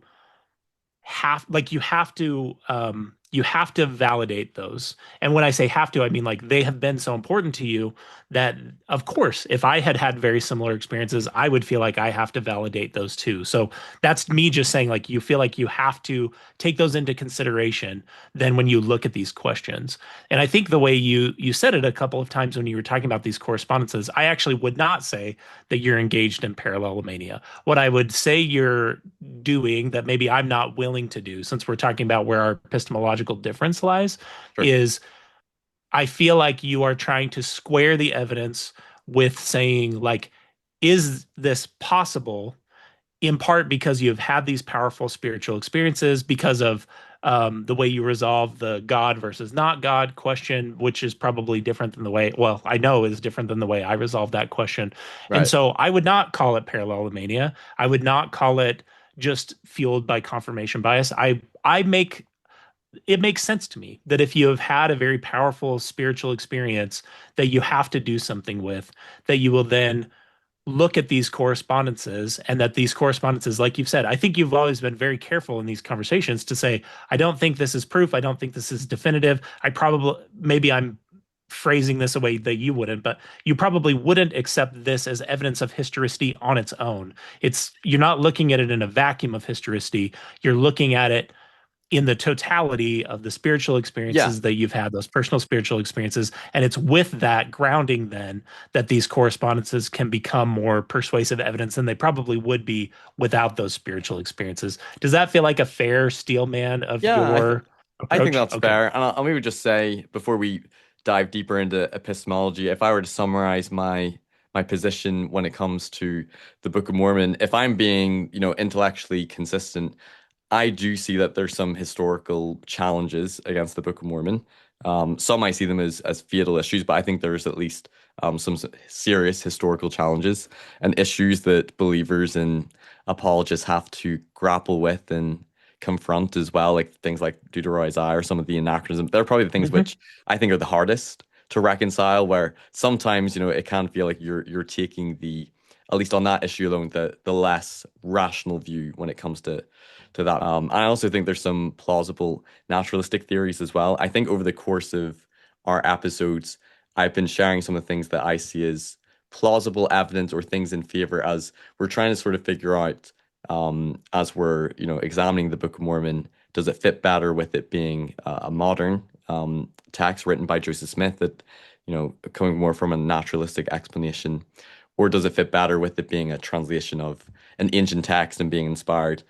And, I think for me, I see plausible evidence when it comes to the combined case of, like the three and the eight witnesses, the complexity Mhm. of the Book of Mormon. We talked about it last time, the Old World Geography, correlations, ancient names and wordplays, some of the either ancient Hebrew festivals that some connections with that, or some of the complex chiastic structures, and then some of the Mesoamerican correspondences. If I were to make sort of a cumulative case, I feel like I can see some plausibility to this. And I think some of those things I would struggle to account for with the naturalistic or 19th century view. But then at the same time, I also see some clear fingerprints of Joseph's involvement in the text, or like, I don't believe the King James Bible would have been on the ancient gold plates. I Mhm. see some of the 19th century language or revivalist language, or even just some of the expressions as being likely Joseph Smith's language and vocabulary. So I can understand someone like yourself being like, I'm more persuaded by the historical issues or the things that you see pointing more to like it being a modern 19th century text. But if you're someone like myself who sees plausibility to some of the ancient elements, but then some of the modern elements, that's why I would espouse the view of it. If it's a translation, I would have to see it as a 19th century translation of an ancient text Right. predominantly. And that could explain some of the ancient elements and correspondences, but also a lot of the 19th century vocabulary and vernacular. I think everyone's trying to come up with a model and theory that they think best explains the evidence and the data they see, and sort of getting to epistemology. I think you're correct. I think if I'm being honest here, I think if I didn't have my spiritual experiences, I don't know if I'd be persuaded by the things I've gone through, that alone would give me the belief in the Book of Mormon. Mhm. I think what I hope that I've presented, because whenever I lost my faith in 2018, I think I felt very certain it all wasn't true. And I think I Mhm. had just looked at all of the criticisms and problems and didn't see much weight to any of the faithful scholarship or evidences in favor. And I at least feel, this is my position, that there's more of a serious debate or discussion to be had looking at some of this, and we might come to different conclusions. But I sort of see it more in the realm of like, there's some plausible reasons to believe, there's still some historical challenges. But what would get me over the line of being able to believe or have faith or trust probably is my spiritual experiences, which are Mhm. obviously personal and subjective, and they're not evidence to anyone else, but they're kind of personal evidence to Mhm. yourself that you take into account. So I think like with my epistemology, if I view that all the evidence, everything went against, then I would probably have to abandon my spiritual experiences, like which happened back in 2018. If I saw that all the evidence supports and there's no real historical challenges, then happy days. I think I sort of see that there's some plausible or compelling arguments on both sides. But Mhm. I don't think I could make the leap to believe if it weren't for my spiritual experience, if that makes Mhm. sense. Yeah, no, it makes perfect sense. And I was going to say, just because you've only encountered the non-believing part of me, I feel like the biggest shift that happened in my epistemology because of my faith crisis isn't how I look at any of these evidences. So some of the things you've shared with me are new to me. Many of the things you share with me, I had heard before. Right. And I could give additional examples of parallels that I see to um, Mesoamerica, or just possible explanations for why the Book of Mormon could be plausibly historical. I think I always understood as a believer, and I'm really being honest about this, I always understood as a believer that like we were believing in what was probably less likely. I'm not going to say like the least likely thing, but that it was Sure. less likely that the Book of Mormon was historical.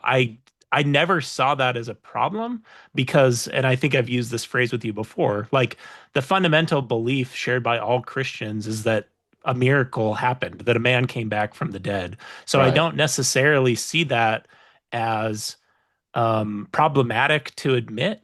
I think one of the reasons I've enjoyed our conversation so much is because you are willing to acknowledge why people don't believe the Book of Mormon is historical based on these evidences, and understand that, like, when we're talking about questions of historicity, to me, I kind of try and bracket as much as I can, like personal spiritual experiences or how people get like utility or value out of the text. I think those are just fundamentally different questions than just like, do we have a good reason to believe that this text itself is historical? Now, when I say that, I don't necessarily mean that it's easy to explain where Joseph Smith came up with the Book of Mormon. We've talked a little bit about some of the ideas I have on a naturalistic theory, but Sure. like, yeah, there are difficult things to explain there too. Last episode, you shared the parallel to Jershon. That's one that I kind of don't know. Like, that one seems too much of a hit for me to explain it away as just coincidence. So I really don't know how to explain that one in particular. Of course, it's possible that it's just a coincidence. The one thing that does complicate that one is that there is also a land of Jershon in the Book of Abraham, which is just kind of a weird thing to me. I'm like, oh, that's odd that the same name was used twice. Mm. So I feel like, to come back, I feel like the big difference between our epistemologies is really just that faith, like using faith or using spiritual experiences as a grounding to then allow ourselves to look at the evidence and evaluate the evidence through the lens of that is honestly, as we've talked, probably the biggest point of divergence I see between the two of us. I If I were to think, steelman your position, Mhm. 'cause I think you've Yeah, actually done please. a pretty good job at steelmanning mine, and we could flush it out. Would I be correct that you would sort of see it as you're going based off like evidence and data, and while you see that you respect people who believe in spiritual experiences or have faith, you almost validate that people have meaning in it.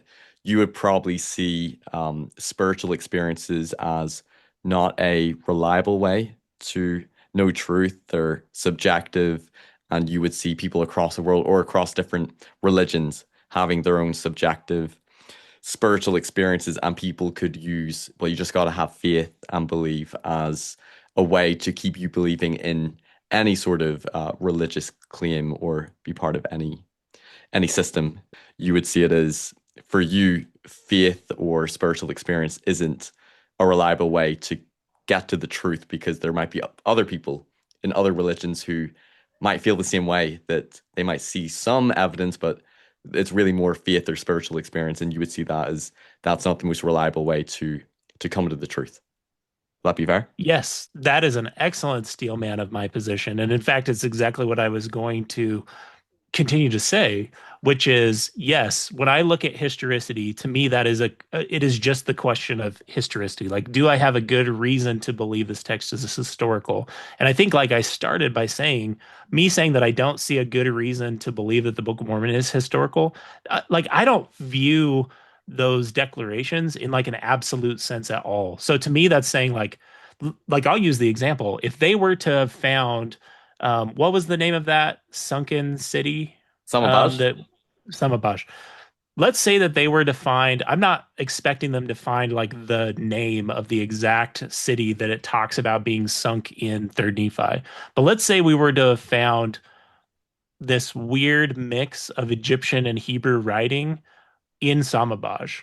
That to me is like appreciably changes the evidence of historicity for the Book of Mormon. And there are a lot of different instances and examples I could give you And where then it's if we like, I'm find that not, with a name of someone from the Book of Mormon, that would increase it even more. yeah, sure. But yes, it would. But just some of that stuff is what I look to when it comes to historicity. To the question of personal spiritual experiences, yeah. And that's one of the reasons I shared the way I looked at these things as a believer. When I taught at the MTC, I literally had an entire like scripture chase that I would take people take missionaries through to make the point that, and it was based on Luke 24, the story of the disciples, the two disciples with Christ on the road to Emmaus, Right. where I would compare and contrast the people who saw Jesus in Third Nephi, and then a few generations, right? They fall away. Some of these people fall away. Or you can use the example of like Laman and Lemuel, who have these personal encounters with angels multiple times, Almost like and proof, still, yeah, sure knowledge. they have like definitive proof and continue to not believe. Yet when we get to the story in Luke 24 about the disciples on the road to Emmaus, and it talks about them encountering Christ, the evidence that they give for recognizing that Jesus was the Christ before, it's kind of a weird story, right? He like disappears the second they recognize who he is. But the thing that they talk about in recognizing him is not like, how did we not recognize his face? Which is also a very interesting question when we look at the New Testament to me, like the post-resurrection accounts of Jesus. But I'll bracket that for a second and say, what they say is, did not our hearts burn within us by the way, while he Mm. unfolded unto us all the scriptures concerning himself? So I would use this scripture to share with missionaries, like some of these things that are going to challenge people's faith and say, but it's those personal spiritual experiences according to this scripture that are more important. They didn't say, like, why didn't we recognize him? Why didn't we recognize his clothes? Why didn't we recognize his face? Evidence was Their right there before evidence us. was, yeah, their evidence was, did not our hearts burn within us by the way? And so I would use this to say that those personal spiritual experiences are more powerful. I also think it's important for me to share with you one of the ways I looked at scripture as a believer. I promise this is going to be a very, very weird methodology, but hopefully you'll enjoy it. I would look at the scriptures as inherently always, whether it's the Old Testament, the Book of Mormon, or the Doctrine and Covenants, or the New Testament, always involving exaggeration, always. And what I mean by that is, I was in high school when Christopher Nolan's Dark Knight and Batman Begins, that whole Oh, Batman, trilogy started with coming in, Bean right? and Christian Bale. Yeah, yeah. And this will be my really weird way of explaining how I looked at the scriptures, but I'll use the Dark Knight as an example, right? Like in the comic books, the Joker, Batman, cartoony, zany, depending on the comic book, obviously, right? But we've got like these super exaggerated, hyper real versions of things that happen to supposedly people. And then when you look at like the movie versions, I looked at this as the relation of like scripture to real world events. And what I mean is, like the Joker in the Dark Knight is like a real person, like a real psychopath. And in the comic books, it's like this exaggerated cartoony version. And I kind of looked at scripture the same way. Like the the real things that happen to us spiritually are these feelings and these experiences that we have, and that oftentimes when those things are described and like recorded in scripture, they are exaggerated because that's part of like it's part of the storytelling exercise. It's part of the enterprise of like religious myth making. So Mm. I was able to square that with then my personal spiritual experiences and this story that I've shared with you in Luke 24 to say, like, yeah, the scriptures don't have to be exactly like making every claim exactly correctly, that there's this inherent level of exaggeration built into them. It's more about the way they make you feel. I'll just share with you very briefly then the reason I don't have that view anymore, or why that wasn't able to work for me anymore, is actually because in the midst of my faith crisis, like what catalyzed my faith crisis was having a bishop that was charged with and pleaded guilty to child sex abuse crimes. And what Remember you was told actually about that really, in our first episode. Remember you telling me about that. yeah, and what was actually really fatal to me to be able to continue to feel like I had sufficient reason to trust my personal spiritual experiences. And you did a great job of steel manning the way I look at them today because I still remember them. I still have them all of the time in my life today. Like I wouldn't describe them as spiritual experiences today, but I still have the same experiences I used to as a believer. And the way I would describe them today is just, or I'm sorry, the way I would describe the change is that the problem for me with that story is that I had prayed specifically about this individual's calling as a bishop and had received the same level of confirmation that I had for my prayers about whether Joseph Smith was a prophet, whether I should believe the Book of Mormon was true. And based on that experience and based on the belief that I don't believe God would call someone to a position like that and put children, including my children, in danger of being exposed to someone who was a predator, I recognize that my interpretation of what spiritual experiences meant had to shift and evolve. And yes, while I recognize that those things happen, while I recognize that those things are life-changing events for people, I don't believe that the answers and experiences we get through those personal spiritual experiences can sufficiently ground us on questions of fact anymore. That has been the shift in my personal epistemology. But I hope throughout our discussion you've sensed from me, like, even though I don't believe them for me, that's not me saying they don't happen or that they're not important or life-changing to people. And I don't Yeah. interpret other people's spiritual experiences for them. So I can understand as we've had this conversation, like if you start with a personal spiritual experience that you have to take into account as you proceed to look at the evidence, I can absolutely understand that it's almost like, and I don't mean this in any type of pejorative way, we're just engaged in almost answering different questions, is what it feels like to me. No, that makes sense, and I empathize with you because I can imagine like having that experience. I think that's one of the most like justified, I'm trying to think of the right word, but va valid reasons for someone to lose faith in spiritual experiences. And my heart goes out to people who, when I've heard people share that they've ha had the dark night of the soul, and I can relate with this because I've also had these experiences as well, even though I feel like what I interpreted were spiritual experiences that brought me Hmm. back. I've also gone through many seasons of my life where, it feels like the heavens have been closed and God's not there. And those who feel like they've cried out and poured out their heart and they felt like the divine hiddenness, like God Hmm. hasn't been there. And I feel like that's one of the most justified reasons and valid reasons for someone to lose faith in God or in Mormonism if they feel like they have that experience or they thought they had a revelation or a prompting or like you said, a confirmation, and it turned out to be incorrect, and that caused you to call into question the whole reliability of all spiritual experiences. I've wrestled with that as well because in my own faith, ever since I've had a faith crisis, you're never the same in the sense that you're Hmm. you're more skeptical, you're more of a critical thinker. So I never would have really thought about like, is this impression I'm having? Is this uh piece of inspiration, is that the spirit or is it not? I would have just been like, yeah, like of course it's the spirit. And then after when you lose faith in it, even if you come back to faith, you're always second guessing and questioning. And for example, one of the reasons why I try to use the words like believe or Hmm. trust, even though I believe in some experiences I've had were real. If I were to say I know, like that was, God answering my prayers and the Spirit manifesting to me.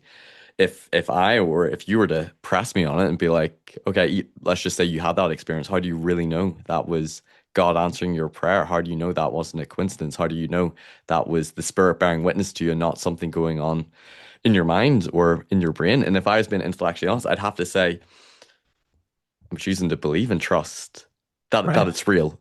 I can't. There's no way that I can scientifically prove it to myself.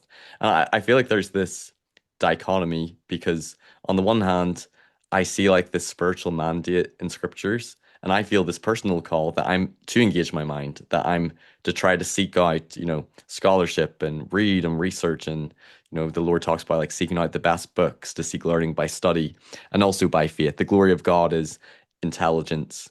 And even verses in like the book of Hebrews where it says faith is the substance of things hoped for, the evidence of things not seen. So there's an element of like there might be evidence, but you can't see it. But at the same time, there's also lots of scriptures that are very much like, ask and ye shall receive. It's impossible to please God without faith. And sometimes I find whenever I talk with Christians, and I ask them like, well, why do you believe? And often they'll say like, oh, well, you Mormons, it's a subjective spiritual experience, but I believe in the Bible and I believe in Christianity because of the evidence. And I sort of feel like saying like one, like I know there can be plausible arguments made for the resurrection of Christ, but ultimately for some of the things that have occurred in the Bible, like the parting of the Red Sea or the virgin birth and Mary conceiving as a virgin or Jesus rising from the dead, they're miraculous, like supernatural Hmm. claims. Like in the natural, they're kind of impossible. So I wish there was a recognition that they're also like having faith. And the New Testament talks a lot about it. Paul says the things of God can only be known by the Spirit of God. They're foolishness to the natural man. They must be spiritually discerned. And he says another time that no man can say Jesus is Lord, but by the Holy Ghost. And in the Book of Mormon, there's also passages that say like you receive no witness until after the trial of your faith. So I see it as if you believe in the Bible, if you believe in the Book of Mormon, that there is that element of faith and receiving that testimony through spiritual means, but also that the Lord would want you to still use your mind and still seek out evidence. I'll just read this quote very briefly to you from this is from Fiona and Terrell Gibbons. Hmm. They say, so this kind of summarizes, I think, a little bit how I feel about my own epistemology when it comes to belief in God, Christianity, or in the truth claims of Mormonism. They say the call to faith is a summons to engage the heart, to attune it to resonate in sympathy with principles and values and ideals that we devoutly hope are true, and which we have reasonable but not certain grounds for believing to be true. There must be grounds for doubt as well as belief in order to render the choice more truly a choice, and therefore the more deliberate and laden with personal vulnerability and investment. An overwhelming preponderance of evidence on either side would make our choice as meaningless as would a loaded gun pointed at our heads. The option to believe must appear of one's personal horizon like the fruit of paradise, perched precariously between sets of demands, held in dynamic tension. In other words, you don't truly have faith until you've had reason to doubt, and choose faith anyway. Now, notice that that quote does not advocate for just blindly believing anything that comes your way. It advocates for faith in things which we have reasonable but not certain grounds for believing Mm. to be true.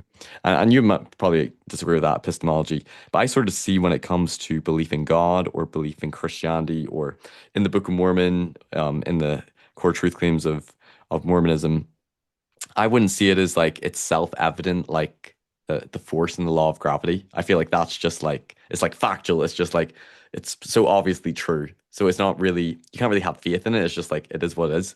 But then I also don't feel like I could exercise faith in something that I feel like is certainly not true. You know, like believing in Hmm. the Easter Bunny or in Sure. leprechauns. Even though I'm Irish, I have to believe in leprechauns. And I sort of see like belief in God or Christianity or the Book of Mormon to an extent, it's sort of in this realm of like there's some mystery attached to it. And it's more, I've not seen anyone provide like, ultimately, there's not going to be proof or disproof either way. It's more looking at evidence and probability based upon arguments when it comes to it.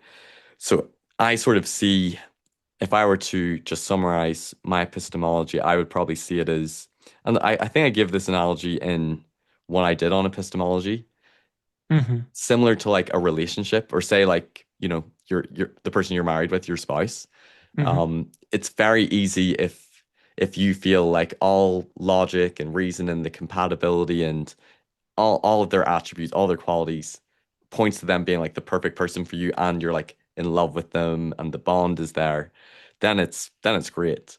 But if the love and the bond is there, which I would say is similar to like feeling like you have a spiritual experience or relationship with Hmm. God, then but if all logic pointed against it, if you saw it as like there's all these flaws, all these problems in the relationship, you're not very compatible. There's examples that this is getting toxic or you can't trust them. And I've had relationships like that, and you're kind of torn. But ultimately, if you feel like all reason and logic is pointing to this not being the right person, you probably won't be able to make it work and you'll probably have to give in to that. But then where it can be complicated, and this is where people can go one way or the other, is what if there's still, that love, that bond, that connection? Maybe things aren't perfect there. What if there's still good things with that relationship or with that person, things you really like and admire about them, and things you see as like, yeah, our goals align, there's compatibility, but there's also issues and they have Hmm. flaws that maybe you didn't see before. And, if someone were to say like your relationship should be based on either, reason or on love, but it can't be both. I imagine we would both say like, well, it's kind of a combination of primarily it's the love and the bond and the connection you have with them. And if you didn't have that, even if they were the perfect person on paper, I don't know if the relationship would work. Yeah. And again, you would say there's no perfect relationship, no perfect person, so you shouldn't have those expectations. But if you're in a situation where if you feel like the love and the bond, the connection you have, combined with all the reasons, right? The good things about them, the compatibility, if that outweighs the reasons, to leave the relationship or the negatives in that scenario, and of course this is personal, but everyone has to decide for themselves, that might be enough reason that you might be able to make it work. And maybe Hmm. you need to adjust expectations, maybe things can improve in the relationship, maybe some things can change and grow. And I think similarly for me, when it comes to my own epistemology, I would see without my spiritual experiences, without the love or the bond, without that, I don't think any of the evidence or arguments would cause me to believe or to convert me. And ultimately, for me, I feel like it had to be a spiritual experience. But as I talk about the evidence, I see, evidence against, I see some in favor. And for me, I have to personally weigh up, do I see the spiritual experiences I've had plus the reasons to believe? Does that outweigh the reasons not to believe? And that's where people Mhm. will come to their different conclusions. But for me, with my own epistemology, I see the experiences that I've had as obviously personal spiritual evidence to me, or at least that I feel like I can't outright reject, but also acknowledging that there is that leap of faith. And Mhm. I'm not certain that those spiritual experience was actually God. Like, if I had an experience of like the angel in the plates and it was like this grand vision, that to me, I feel like, whoa, I think I pretty much could say I know. Like I've seen, I know. Whereas there's a bit more epistemic humility and Mhm. uncertainty when it comes to that. But for me, if someone were to ask me, say in this crazy scenario where someone knows for certain if it's true or not, if there's a God or Jesus Christ really is divine and the Son of God and the Savior, or the Book of Mormon is true, and say that they have the sure answer. And if they were to say to me, this is slightly different to a Pascal's wager because it's not so much if you are right, then you get a huge reward. But if you guess wrong, there's not a big deal. But if they were to say you can win the lottery if you pick right, or if you pick wrong, I don't know, we'll shoot you in the leg. So there's a lot of stake at this. And if I were to think through, I'd be really contemplating. For me, it wouldn't be an obvious decision. Like it wouldn't be like the law of gravity, or it wouldn't be like the Easter Bunny. I would see it as belief in God or belief in Christ in the New Testament and belief in the Book of Mormon and the truth claims of the Restoration. I would be like, I could be wrong. I can see I would be torn between what I would pick. But for me, I feel like I will hold on to my faith and stay in until I get to the point where I would pick differently in that situation. And I feel like I Mhm. would pick, you know what? I could be wrong and I could get shot in the leg, but I would pick that I believe in Mhm. those things. And that's me trying to make that I'd make that decision out of integrity. And I feel like if someone else like yourself, if you were to say the opposite, if someone's doing it out of integrity, I think we should respect Mhm. and honor that. And that's sort of Mhm. my position. And even in the years since I've been back, being transparent, there's been times where my faith has felt maybe above the 50-50 and times it's dropped below. And it depends on what you're going through or what you're researching or what arguments you're being exposed to. Um, but I resonate with Alex O'Connor, who said that, Mhm. he knows like all of the arguments for and against God and Christianity. And then when he's asked like what would convince you? And he sort of said, like, honestly, it would probably be a religious experience. And Mhm. I feel like that's how it is for me. I feel like that's sort of the primary reason or the foundation. And that is sort of the bias or lens by which I look Mhm. through, the evidence. And that's something I have to acknowledge. But I think it's important for us to recognize that when you're having faith, you're believing in some like, well, you want to try to make it rational, reasonable, you're believing in some extraordinary, supernatural, miraculous things. And while I think there's a necessity to try to make faith as rational as you can, I think there's always that leap of faith. At least I felt like that in my own life. And there's stories Mhm. in the scriptures where, take Abraham when he's told by the Lord, you're going to have a son, and through him, all the nations of the earth are going to be blessed. Your posterity will be as the stars of the sky and the sands of the sea.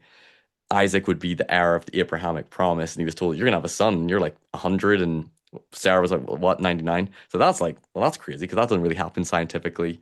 And then they have the son, and then God's like, right, I fulfilled the promise, but guess what? I'm going to command you to kill your son, which one is like the most awful, excruciating thing. But it Mhm. also, like, Abraham must be thinking, what the heck is going on? Because this is so irrational because he's the son, he's the heir of the promise. And God, you fulfill your promises. But then you're saying for me to sacrifice my son, but you keep your promises, but I'm going to obey you and kill my son. And that's one of those examples where it's like, if I was there, I'd be like, Abraham, you're crazy, man. Like this is Mhm. absolutely not absolutely bonkers. But as a believer, you look at it as like that is like the ultimate test of faith where he basically followed God and believed God would fulfill his promises and come through some way, even though it didn't make any sense to him.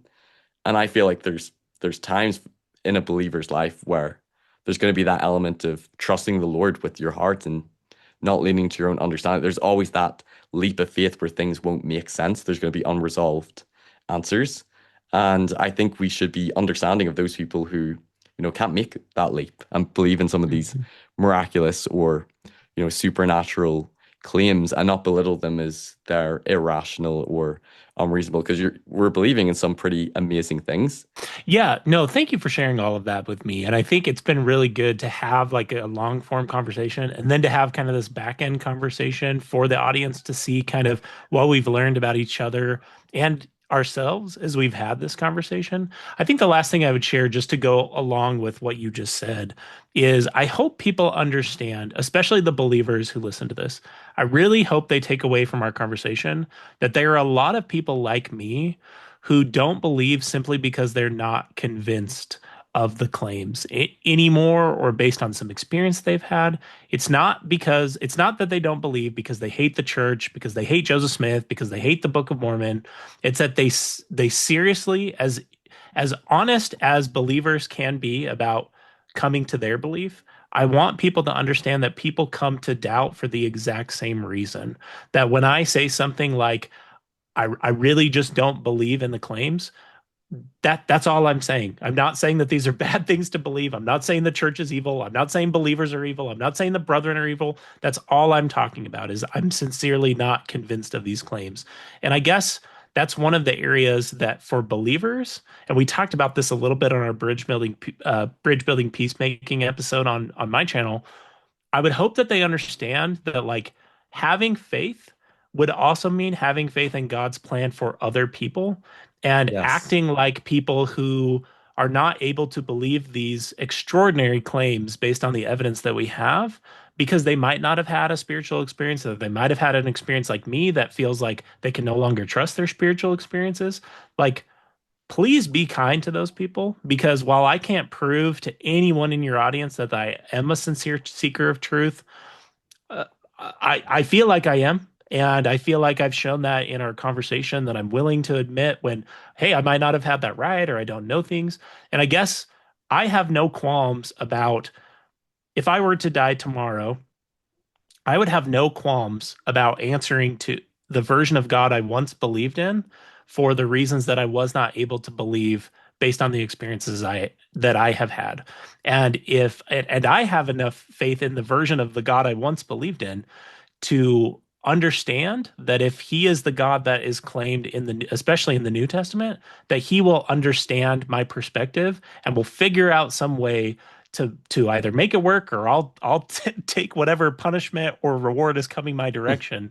But I guess that would be my last plea, especially to the believers, is like, please understand that when people don't believe these things, they're not calling you foolish for believing them necessarily just by saying that they don't believe them. They're not trying to take your spiritual experiences away. There are people, a lot of people like me, who just are sincerely not convinced of these claims anymore based on the experiences they've had, and that people come to doubt for the same reasons that you come to faith, honestly.